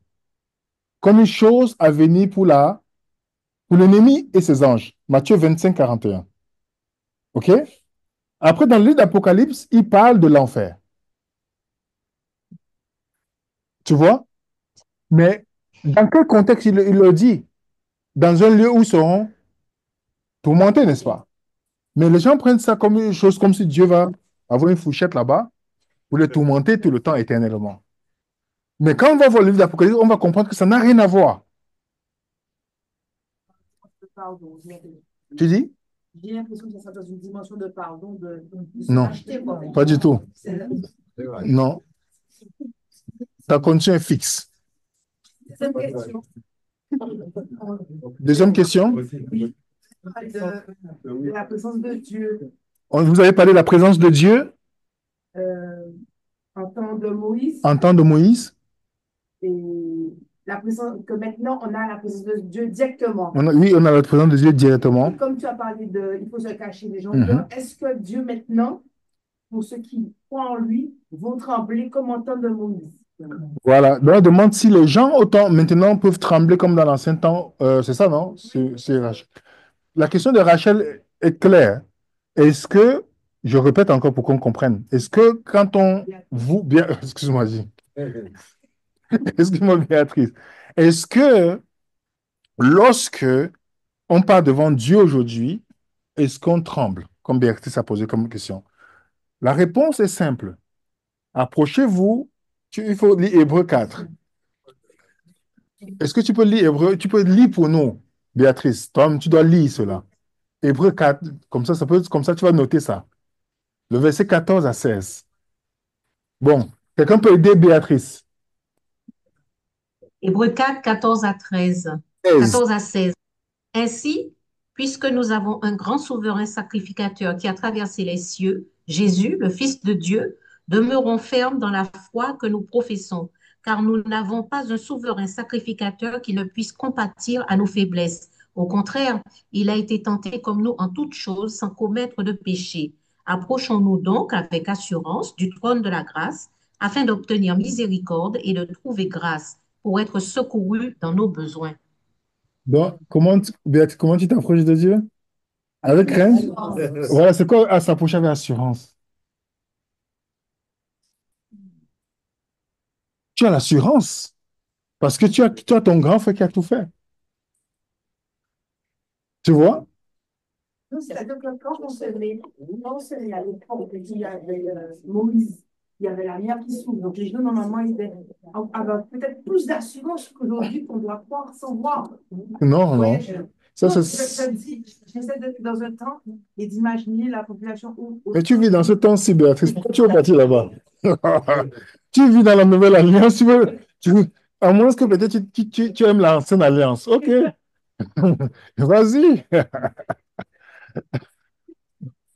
le fait de doit avoir des miracles et après d'entendre Dieu parler que tu es Non, pour Dieu, moi, il devait avoir plus de confiance. Dieu avait dit, j'ai cru, mais il ne connaissait pas Dieu. donc, il faut comprendre le rapport de Dieu qu'ils avaient avec Dieu. Ils ont mis une barrière. Ils ont dit à Moïse, va dire à Dieu, et va, écoute, et tu viens nous dire. Donc, ils ne voulaient rien avoir avec, ils ne voulaient pas avoir affaire avec Dieu. Donc, Dieu, aujourd'hui, par Jésus, nous montre que, et c'est pourquoi Jésus dit une chose intéressante dans Matthieu chapitre 6, lorsqu'il parle de la prière. Il dit, lorsque vous priez, dites quoi? Notre Père. Notre Père. L'approche que le croyant, il ne dit pas El Shaddai, Yahweh, toutes ces choses-là. Non, notre Père. Il y a une autre question, ma soeur, là-bas. Oui, il y a Mary qui essaie de poser une question, mais malheureusement, je n'arrive pas à voir son petit carré là. Euh, OK, Mary, est-ce que tu peux activer ton micro, s'il te plaît? On va passer à la question du chat. Du Allô? chat. Allô? Ah, Ah, Allô? ça y est. Tu Ça y est. m'entends? elle est On là. t'entend. On Allô, t'entend. bonsoir? Oui, on Bonsoir. t'entend, Mary. Oui, bonsoir tout le monde. Ah oui, j'ai eu du mal, hein. Voilà, alors, oui, j'avais une question, William, par rapport à ce que tu disais. Tu as parlé de David et tu disais que David attendait la résurrection dans les derniers jours. Donc, tu expliquais que les derniers jours voulaient dire l'ère juive. Et donc, moi, je me posais la question, puisque on n'est plus sous l'ère juive, on est sous l'ère de Jésus, est-ce que tous les gens de la première alliance qui devaient ressusciter sont ressuscités auprès de Dieu? Mary, Là, quelle était la promesse que Dieu a donnée? ben, qui seraient ressuscités Exactement. au dernier. Est-ce que les derniers jours... Donc, ils sont tous auprès de... Hmm? Oui, Voilà, alors ça veut dire que toutes les personnes qui étaient avant, comme David et toutes ces personnes, ont été restées selon la promesse de Dieu. Tu vois, parce qu'il le savait. Comme Jean 11 verset 24, nous savons qu'il va rester au dernier jour. Donc, il savait qu'il y avait une résurrection pour tous les saints de Dieu qui devaient, voilà, toutes les personnes qui ont donné leur vie à Dieu, en fait, qui ont marché avec le Seigneur. Tu comprends? Ah, d'accord. Donc, il y a plus personne. Enfin, Tu veux le garder dans il le y a... Pardon? Sheol? Il dit, tu veux le garder dans le Sheol, Mary. Pourtant, Jésus a dit qu'il allait le libérer. Non, mais il y en a quand même qui sont dans le shéol. Oui, Il a libéré seulement ceux oui, les qui... méchants, non, ceux qui sont en Christ. Quand nous allons parler de méchants, vous allez comprendre. C'est vraiment ceux qui ont accepté, qui ont marché avec Dieu, ou ceux que Dieu juge selon la lumière qu'ils ont reçue et qui étaient, voilà, parce qu'il n'y a pas que, ne pensez pas qu'il n'y a que les chrétiens qui vont entrer là-bas. Vous comprenez? Celui qui a la plus grande foi dans la Bible, c'était un Romain. Pourtant, il n'adorait pas le Dieu d'Israël. Vous comprenez? Donc, il y a toutes les personnes qui ont marché comment on dit, dans la voie du Seigneur sont ressuscitées, d'après la Bible, la promesse divine. D'accord. Donc, ils sont plus dans le shéol. Oui, spirituellement, oui. D'accord. Et aussi, j'avais une autre question par rapport à Corinthiens, chapitre 15, le verset 44, qui disait, il est semé corps animal, il ressuscitera spirituel. S'il y a un corps animal, il y a aussi un corps spirituel, etc. Ça, c'est une manière d'expliquer pour tout le monde ou seulement pour ceux de l'ancienne alliance, C'est toujours, la transformation. c'est toujours important de ne pas isoler un texte dans son contexte. Si tu lis la Mhm. partie que tu as lue là, tu vas voir qu'il parle de premier Adam et le dernier Adam. On est d'accord? Est-ce que tu, Oui. est-ce que tu peux lire le verset 45? C'est pourquoi il est écrit, le premier homme, Adam, devint une âme vivante. Le dernier Adam est devenu un esprit vivifiant. Vous comprenez? Donc, il faut toujours rester dans le contexte de la Bible. Si tu vas lire dans le verset 46, s'il te plaît. Mais ce qui est spirituel n'est pas le premier, c'est ce qui est animal. Ce qui est spirituel vient ensuite. Vous comprenez? Mhm. Mhm. C'est Jésus. Jésus vient avec le spirituel. Si tu peux continuer. Oui. Après le 46, 47, le premier homme tiré de la terre est terrestre, le second homme est du ciel. Voilà. Et l'autre verset, s'il te plaît, ma soeur. Tel est le terrestre, tel est aussi le terrestre. Tel est le céleste, tels sont aussi les célestes. Vous comprenez, mes frères et sœurs? Donc, c'est soit vous acceptez le premier Adam, vous êtes encore terrestre, OK, charnel, Mhm. soit vous acceptez le dernier Adam, dont vous êtes spirituel et céleste. Donc, il fait le contraste entre le premier Adam et le dernier Adam. Donc, Jésus, nous devons ressusciter dans le dernier Adam. Alors, c'est pourquoi la nouvelle naissance, là, marque, si c'est réel et bien comprise, cette nouvelle naissance marque votre point de départ. Le jour que vous êtes né de nouveau par le baptême, si c'est vraiment le baptême par la natation, vous êtes né de nouveau, c'est votre date d'anniversaire. C'est ce que j'ai expliqué hier, que beaucoup de chrétiens font leur date de premier anniversaire pour montrer que ce n'est pas là, ils ne sont pas vraiment nés de nouveau. Mais combien de personnes célèbrent en disant le 20 février 2000, je ne sais pas, l'an 2010, Dieu a eu un fils, il avait 85 kilos à ce moment-là. Et chaque 20 février, je célèbre ce jour de naissance par le Seigneur. Mais qu'est-ce que les gens font? La première naissance en Adam, premier Adam. Donc tout est encore dans la dimension terrestre, charnelle. Mais ils vont se réclamer de la nouvelle naissance Tu montres devant même dans tes choix autour des personnes que c'est ta première naissance que tu célèbres. Pourtant, la nouvelle naissance qui avait les meilleures promesses et la meilleure condition, c'est quelque chose qui passe. Ah, c'était le jour que j'étais baptisé. Les gens se souviennent seulement quand c'est passé. Donc, merci beaucoup, Mary, pour tes questions. D'accord. Et je voulais juste dire, William, ça, On j'aurais bien souhaité un jour que tu nous expliques bien ton micro, la différence. Allô? oui, ton micro, Allô? c'est très bas, ton micro. Ah bon? Oui. Et là, ça va? Bon, vas-y quand même, on va prendre vite ta question alors. Non, c'était juste pour dire que j'aurais bien souhaité qu'un jour tu nous fasses bien la différence entre l'esprit, le corps et l'âme.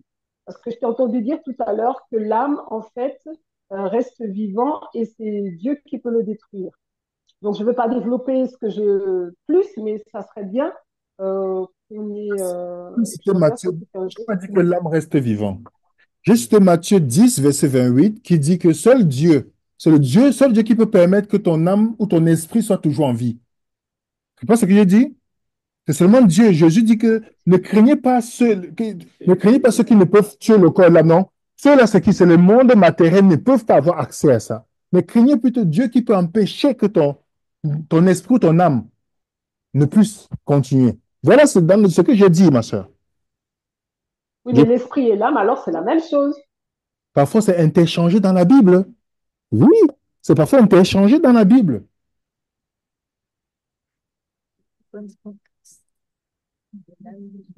Ouais. Bon, c'est pas encore très clair, mais bon. Je- ce- Parce que pour moi, quand le corps pourrit et l'âme reste, mais si l'âme reste, euh, l'esprit part. Mais alors l'âme, il reste plutôt avec le corps ou plutôt avec Ma l'esprit? soeur, il Parce faut pas que que tu t'embrouilles pour rien. Dans la Genèse, on te dit que le corps, l'âme, il devient une âme vivante. OK? On dit le souffle ou l'esprit qu'on met, il devient une âme vivante. Mais dans la Bible, parfois, vous allez voir qu'on utilise le mot âme au lieu de l'esprit. Donc, c'est pourquoi il dit c'est selon le contexte. On ne peut pas seulement dire ça veut dire ceci. Il faut toujours respecter le contexte biblique. Un endroit il va dire l'âme, un endroit il va dire l'esprit, même dans l'Ancien Testament. Vous trouvez plusieurs passages. Vous allez voir que c'est interchangeable. ah, C'est interchangeable. d'accord, ok. Mais quand on meurt, l'esprit retourne à Dieu. On a été fait à l'image de Dieu. Donc, quand on meurt, l'esprit retourne. En d'autres termes, est-ce que ça retourne à Dieu réellement? D'une manière, il dit que l'esprit va là où il est. OK? Là où il est supposé être, dans le Sheol ou dans un endroit. Maintenant, quand la résurrection, parce que c'est la promesse que Dieu avait donnée, il va maintenant les prendre, comme David dit dans le psaume 49, je sais que Dieu va me retirer du Sheol. Parce que quand tout le monde qui mourrait, son esprit partait où? Dans le Sheol. Tu comprends? Mhm. Donc, tu vas voir que c'est toujours interchangé dans la Bible. Même les hommes, vous et moi, on est appelés comme les esprits dans la Bible. Donc, c'est selon le contexte. Pourtant, on est physique là. Vous comprenez? Bien aimé n'est pas foi tout esprit, mais éprouver les esprits pour voir ce sont de Dieu. Il ne parle pas du Saint-Esprit ici. Il parle de personnes dans 1 Jean 4, verset 1. Tu comprends? Donc, il faut toujours lire un texte dans son contexte. Ça permet de ne pas interpréter n'importe comment. Tu vois? Tu vois ce que je veux dire? Mhm. Oui, je comprends un peu mieux. Ouais. Texte mairie. C'est selon le contexte que tu lis, tu vois? D'accord, d'accord. Ok, William, merci. De rien. On a des On questions? prend oui, on prend une question sur le chat. Oui, vas-y alors. D'accord. C'est de Camille D. Bonsoir. J'ai besoin d'une confirmation que j'ai bien compris les différentes étapes de la résurrection. Les prémices, c'est les premiers ressuscités avec Jésus lors de sa résurrection, qui servaient de témoignage concernant sa promesse et qui ont été des contemporains de Jésus comme le larron sur la croix. Puis la première résurrection a lieu à partir de la destruction du temple qui représente la fin de la première alliance et concerne tous les chrétiens depuis le début des jours d'Adam à leur époque? Est-ce bien cela? Pas les chrétiens, les croyants. Parce qu'ils n'étaient pas croyants, ils n'étaient pas chrétiens. C'est des croyants. Ok. Et de là, tous ceux qui meurent dans le Seigneur montrent vers Martyrs. Jésus. Il y a les martyrs aussi, dans la première résurrection, dont on dit dans Apocalypse chapitre 20. Continue, ma soeur, s'il te plaît. Et donc, c'est ça, il voulait juste confirmer. Donc, c'est ce qu'on a dit ensemble là. Mhm. Ok, apparemment, Camille, c'est bien ce que tu penses. Sauf que ça ne concerne pas seulement les chrétiens, mais tous les croyants, tous ceux qui croient en Jésus. C'est mieux de préciser ça. Ouais. Sinon, on a une main levée, c'est de Guylaine. Voilà. Une question? C'était dans le prolongement de ça, tu as parlé d'une période de transition. Vas-y. Ceux qui sont morts, c'est les martyrs qui sont morts. Enfin, il y avait un texte que tu as cité qui parle d'une période de transition. Il faut que tu... Ça faisait référence aux martyrs qui, eux, ils sont autocédés directement. Parce qu'il faut que je comprenne vraiment ce que j'ai... J'ai dit En beaucoup fait, de c'est choses. ça, c'est différents temps de la résurrection. Parce que la Bible dit que les justes sont les injustes ressusciteront, c'est la promesse. Oui, la transition, c'est quand la résurrection n'est pas encore faite. C'est-à-dire qu'ils sont dans le shéol. Comme David, il était là. Quand une fois que la chose est faite, toutes les personnes qui, d'après la Bible, ils sont ressuscités, pourquoi tu vas les garder là, tu vois? Non, après, il faut que tu retrouves le point. Comme ça permet de mieux comprendre. Est-ce qu'il y a une autre question? Il faut qu'on aille rapidement, les amis, pour terminer. On a Il deux est mains né. levées. Oui, vas-y, allons. On va parler Guylaine. Guylaine. Oui, mais je n'arrive. Ah oui. Vous m'entendez? Bonsoir. Bonsoir, Guylaine. Allô? Oui, on vous entend. Oui, bonsoir. Oui, en fait, c'était toujours à propos de la notion de l'âme, l'esprit et le corps, puisque d'après ce que j'ai compris, donc quand il y a eu Genèse, c'est le corps, enfin, qui est formé et qui devient, avec le souffle du Seigneur, enfin de Dieu, qui devient une âme. Donc en fait, on est, le verbe être une âme. Nous sommes une âme, c'est ça? dans ce Nous contexte. sommes devenus une âme, c'est ça. Oui, dans ce contexte, D'accord, ok. Et en même temps, le fait d'être formé à le fait d'être créé à l'image de Dieu, donc on est dans cette dimension spirituelle. oui, mais l'être, on a aussi la dimension spirituelle en tant qu'être humain. C'est pourquoi quand Dieu D'accord. ne restera pas en eux, où l'Esprit de Dieu retourne, il n'y a que des gens qui, voilà, qui ont un esprit tordu qui vont penser que ce n'est que la partie physique, on est des êtres spirituels. Sinon, il part te faire quoi dans le shéol? C'est le corps qui part dans le shéol? Mhm. C'est le souffle qui part dans le shéol? Ok. Tu vois? Ben, Je veux dire, j'ai pas compris. J'ai quoi? je dis, est-ce que tu penses que c'est le souffle qui part dans le shéol? Non, c'est pas le souffle, parce que la Bible dit que le souffle retourne à Dieu. Exactement. Donc, c'est pas le souffle qui retourne, c'est l'esprit. Mhm. Tu Mhm. comprends donc? D'accord. Shéol, Et, et en fait, j'étais perturbée par rapport à 1 Thessaloniciens 5:23 où il est parlé que tout votre être, l'esprit, l'âme et le corps soient conservés répréhensibles. Mais je viens de comprendre quelque chose. En fait, tu me diras si je perçois bien. Mais en fait, là, il est parlé de sanctification. Et le fait de dire tout votre être, l'esprit, l'âme et le corps, c'est parce que je n'ai pas la référence. Mais à un moment, il est parlé que pour ne pas souiller l'esprit, et l'âme, c'est par rapport à enfin, la vie naturelle et le corps, c'est dans la dimension où on doit conserver son corps, comme il dit, en dehors de toute impudicité. C'est cette dimension-là qui est inscrite dans ce verset-là. oui, mais c'est le seul endroit où on mentionne corps, âme et esprit dans la Bible. Mais Ah, ça, c'est dans la dimension de la sanctification. je voulais parler d'une manière d'exagérer pour dire qu'il faut que tout soit, en fait, que dans la sanctification, tout soit global. Tu comprends ce que je veux dire? Mm, Donc, mhm. les gens lisent le verset 23. Est-ce que tu as lu le verset 24? Oui, celui qui vous a appelé fidèle et c'est lui qui le fera. Oui, oui, oui, mhm. Mais parce qu'en fait, à un certain moment, on entendait beaucoup parler de cette dimension tripartite de l'homme, âme, esprit et corps, etc., etc. Et c'est vrai qu'aujourd'hui, là, bon, je vais réécouter hein, l'introduction que tu as fait au départ, mais c'est vrai que j'ai eu un flottement hein, par rapport à cette dimension tripartite, si je peux dire ça ainsi. Oui, ça c'est Paul, c'est pourquoi on dit, c'est mentionné une fois dans la Bible. Alors, les gens prennent souvent ça pour dire qu'on est tripartite. Ça, c'est, voilà, tous les gens Mhm, avec tout ce point. Après, moi, je ne m'attaque pas là-dessus. Je sais que nous sommes les êtres, on est matériel, on est spirituel.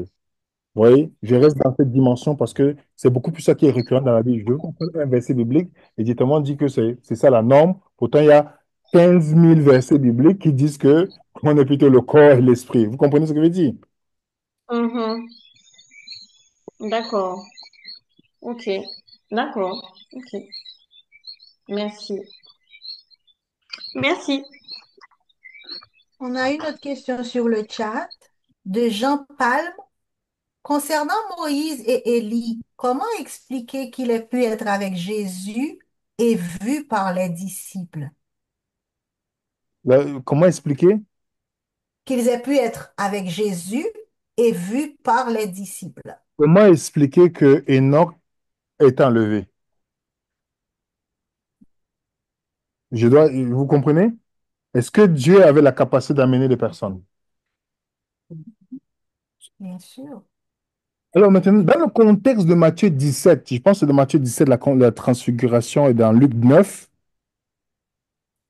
il faut bien respecter le contexte. Pourquoi Moïse et Élie apparaissent là? Ils symbolisent quoi dans la C'est pourquoi, remarquez bien, Élie est amené, on ne sait pas où il est amené.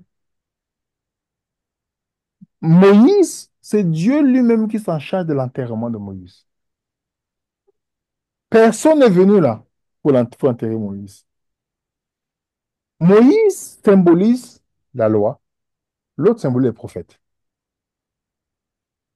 Ils apparaissent là, là il y a le Fils de Dieu. Qu'est-ce que Dieu dit quand il descend? Celui-ci est mon Fils bien-aimé, écoutez-le. Qu'est-ce qu'il est en train de dire ici? Qu'est-ce que Jésus dit dans Luc 16?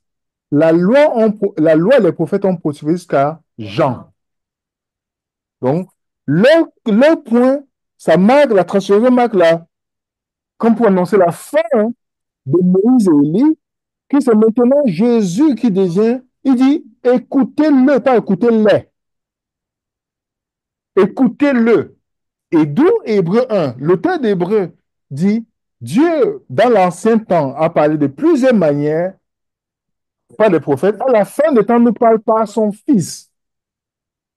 Donc la transfiguration était pour montrer que Moïse, la loi, c'est-à-dire les 613 lois et les prophètes, ça s'arrête à Christ.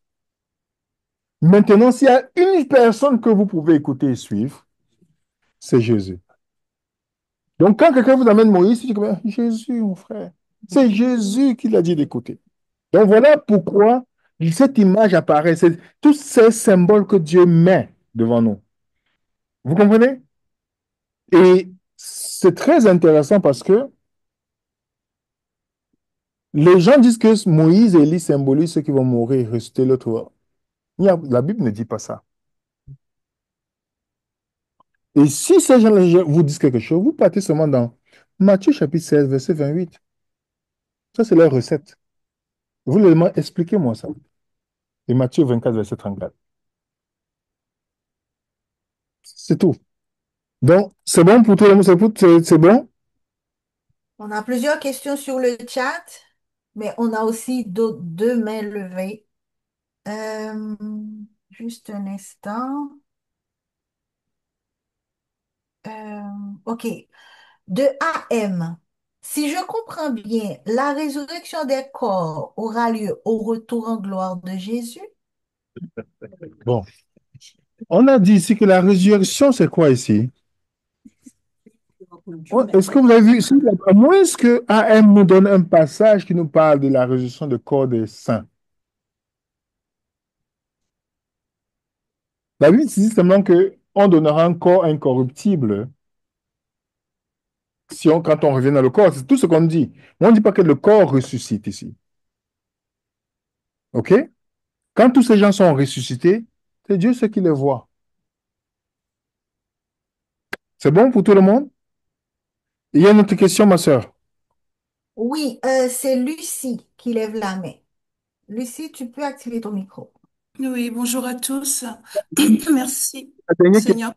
la dernière question qu'on aura. Il y a plusieurs questions dans le chat et une autre main levée de iPhone. Bon, on a deux dernières questions voilà, avec iPhone. C'est ça, la dernière question sur le Zoom. Et puis, on va prendre seulement deux questions sur le Zoom Mhm. et dans la salle pour terminer parce qu'il faut qu'on. Vas-y, ma sœur. D'accord. Merci, William. Et bonjour à tous. En fait, moi, ma question concerne le baptême. En fait, une précision plutôt. Tu disais que on recevait l'Esprit du Seigneur quand on se faisait baptiser. Et moi, je me rappelle, parce que je ne connais pas ma date de naissance, mais je connais ma date à laquelle j'ai donné ma vie à Jésus. D'accord? Et c'est le lendemain de cette date que j'ai senti la différence, quand j'ai senti l'Esprit du Seigneur, quoi, que ma vie était vraiment transformée. J'étais pas encore baptisée. Je n'ai pas dit ici qu'on reçoit le Saint-Esprit nécessairement quand on se baptise. Moi, je n'ai pas dit. D'accord, d'accord, Je sais simplement que dans Acte 10, Corneille et les gens dans sa maison ont reçu le Saint-Esprit avant le baptême. Donc, vous pouvez le recevoir avant ou après. Tu comprends? Il n'y a pas une d'accord. universelle qui indique pour chacun d'entre nous. Oui, bah, Dieu est souverain, justement. Et j'aimerais savoir, au fait, quand on n'a pas compris ce qu'on on comprend aujourd'hui, en tout cas moi, sur la résurrection, au moment où je me suis fait baptiser, j'avais pas compris tout ça. Que, en fait, je mourrais avec Christ et je ressuscitais avec Christ. Le baptême est quand même valable. Oui, tout à fait. D'accord, ok. Quand tu Ok, vois l'apôtre Paul dans 1 Corinthiens 16, il dit, je meurs tous les jours pour ressusciter. d'accord, ok. Symboliquement, on dort, on se lève, on ressuscite chaque jour. OK? Chaque jour. Oui. Et une dernière question sans abuser. Moi, j'étais dans la conception tripartite de l'homme. Et ce que je me pose comme question, c'est les animaux, là, par exemple. Bon, moi, je me disais qu'ils avaient une âme parce que ils avaient des sentiments pour l'homme. OK. Et le chien, quand il t'aime comment? Bah, ils montrent son affection, par exemple. Est-ce qu'il est fait comme ça? Pourquoi le chat ne montre pas l'affection? Le chat, bon, Oui, mais des animaux, quand même, s'attachent aux hommes. il n'est pas attachant comme. Pourquoi le lion, quand il te voit, il veut te manger? Tu vois que les Oui, animaux c'est vrai qu'on les a domestiqués, hein, c'est vrai, c'est vrai. en hébreu, ça veut dire fidèle. Vous comprenez? Donc, c'est un animal qui est toujours attachant, tout ça. Voilà, on peut expliquer aussi scientifiquement à cause de son lobe frontal, contrairement au chat. Donc, il y a beaucoup de choses comme ça, là, tu vois, mais ils font ça par instinct. Ouais. Par instinct, voilà. C'est ce que je viens de comprendre avec cette étude, que l'âme et l'esprit étaient effectivement interchangeables hein, dans la Bible, ce que je n'avais pas très saisi. Merci. En tout cas, l'étude a été très libératrice pour moi. Et depuis que ça a commencé, je n'arrête pas d'en parler, quoi. Donc, et avec cette joie dont tu nous auras parlé dès le début, quand on a cette bonne nouvelle, bon, on la distribue à tout le monde, hein, même si les gens sont pas réceptifs, mais on l'a dit quand même. Donc, gloire à Dieu, hein. Gloire à Dieu. Amen. Euh, Est-ce qu'on va prendre une autre question dans le chat, William et iPhone? Est-ce Oh, qu'on est Oui. capable de prendre les deux? iPhone, nous, c'est Samsung, iPhone. Ok, on prend iPhone. iPhone, vous pouvez activer votre micro. Merci, vous m'entendez? Oui, on vous Ok, entend. ok, merci. Ma question, c'est concerné Apocalypse 20, le verset 4. Quand Jean dit, et je vis les âmes de ceux qui avaient été décapités à cause du témoignage de Jésus et à cause de la parole de Dieu, et de ceux qui n'avaient pas adoré la bête ni son image, et qui n'avaient pas reçu la marque sur le front et sur leurs mains. Ils revinrent à la vie et ils régnèrent avec Christ pendant 1000 ans. Est-ce que cette résurrection-là appartienne, est-ce que ici c'est la première résurrection? Apocalypse chapitre, vous parlez de quelle résurrection? Vous parlez de Apocalypse chapitre 20, n'est-ce pas? Oui, exactement. Apocalypse 20, verset 4. Parce que ici, Non, mais les âmes décapitées, c'est comme si on parle de ceux qui ont subi la grande tribulation de Matthieu 24, bien sûr. oui, oui, Oh, j'ai bien compris, gloire à Dieu. exactement. C'est ce que Jean est en train de donner comme. Parce qu'il parle à ces personnes, c'est futur pour ces personnes. Il est en train d'expliquer ce qui va arriver, en fait, tu vois. Donc, et on sait très bien, dans tout ça, c'est par rapport à la tribulation. C'est pourquoi quand vous lisez Matthieu 24, il est parallèle avec le livre d'Apocalypse, en fait. Tu vois? Donc, Mhm. tu as tout à fait raison, frère. Gloire à Dieu. Ok, il n'y a pas de questions dans la salle? Question dans la salle ici? Donc, on va prendre une dernière question dans le chat alors, pour Il y clore. en a tellement, est-ce qu'on peut prendre une ou deux? Deux questions alors, s'il te plaît. D'accord. On va pour la question de Xiomi. Bonsoir. Est-ce que la nouvelle alliance annule la venue littérale ou la parousie du Messie, s'il vous plaît? Si Jésus doit revenir, est-ce que ça annule? Non, pas du tout.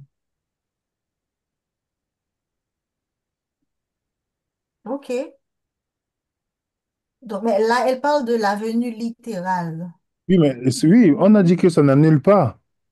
Mais sauf que ce n'est pas une surprise pour des personnes parce qu'ils sont déjà, ils vivent une relation avec le Christ que, tu vois, sauf que l'ennemi a mis un autre évangile dans notre esprit.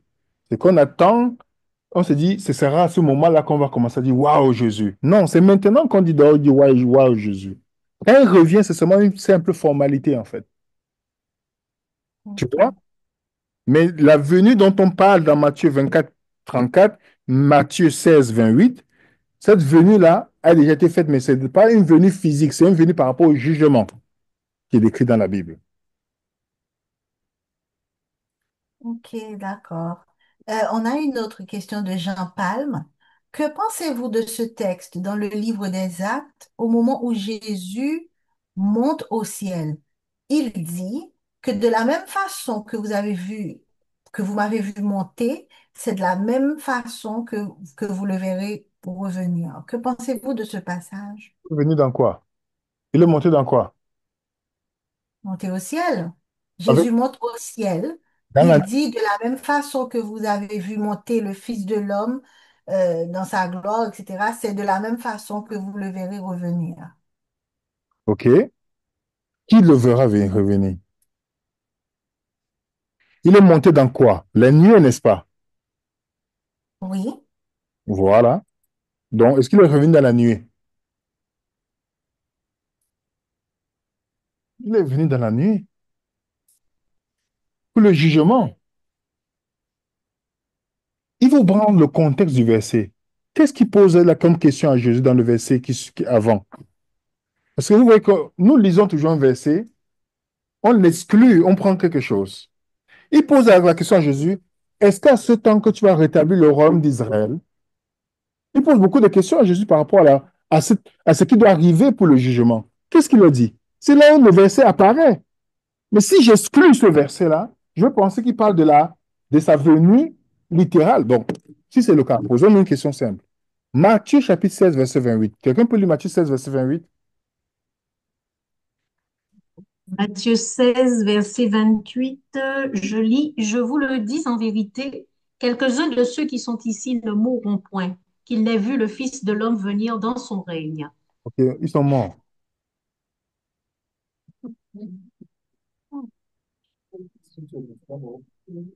Oui, mais ils sont, il a dit quelques-uns, là, verront, donc, vivent, donc, c'est-à-dire les événements seront à l'œuvre. Si on attend, si on voit la vision des gens qui interprètent la Bible comme ces événements, comme une chose lointaine, ça n'a plus de sens. Donc, la venue qu'ils attendent là, c'est eux, ils comprennent ce que nous, on n'a pas compris. Parce qu'on vient avec notre interprétation occidentale, on s'assoit, on dit, oh voilà, mais ce passage-là, comment tu peux l'expliquer? Que ceux-là, ils vont voir sa venue. Parce que entre le moment où Jésus est crucifié, tout ça, 40 ans, ça permet aux gens de vivre jusqu'à 40 ans pour voir tout ce qu'il a dit s'accomplir. Le jugement, c'est Israël. Donc, merci pour la question. Je pense qu'on a clore. Corinne, c'est bon, n'est-ce pas? Oui, oui, oui, oui. Mais écoute, William, est-ce que tu peux répondre à cette question? C'est concernant 1 Thessaloniciens 4, verset 15 à 17. On a reçu cette question en privé.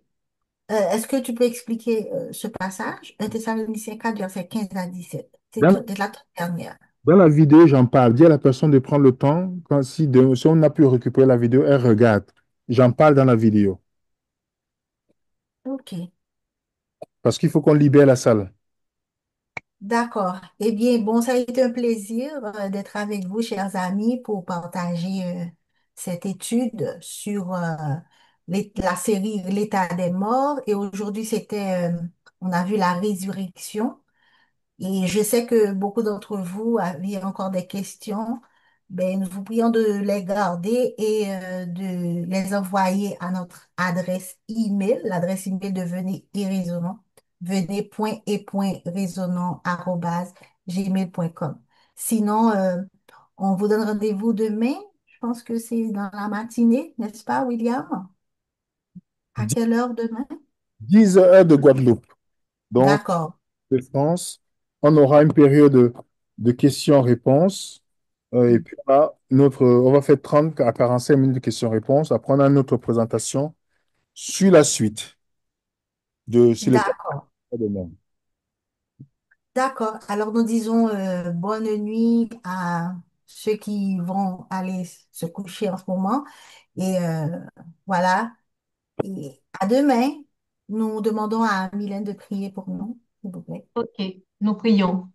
Dieu de miséricorde, Dieu de bonté et plein de grâce, merci pour ce moment de joie, ce moment de partage autour de ce thème sur la résurrection. Merci pour toutes ces révélations qui nous font du bien et nous permettent de te connaître davantage, de constater combien tes plans pour le salut de l'humanité sont magnifiques et remplis d'amour grâce aux œuvres de ton Fils Jésus, notre Rédempteur, Sauveur et Intercesseur.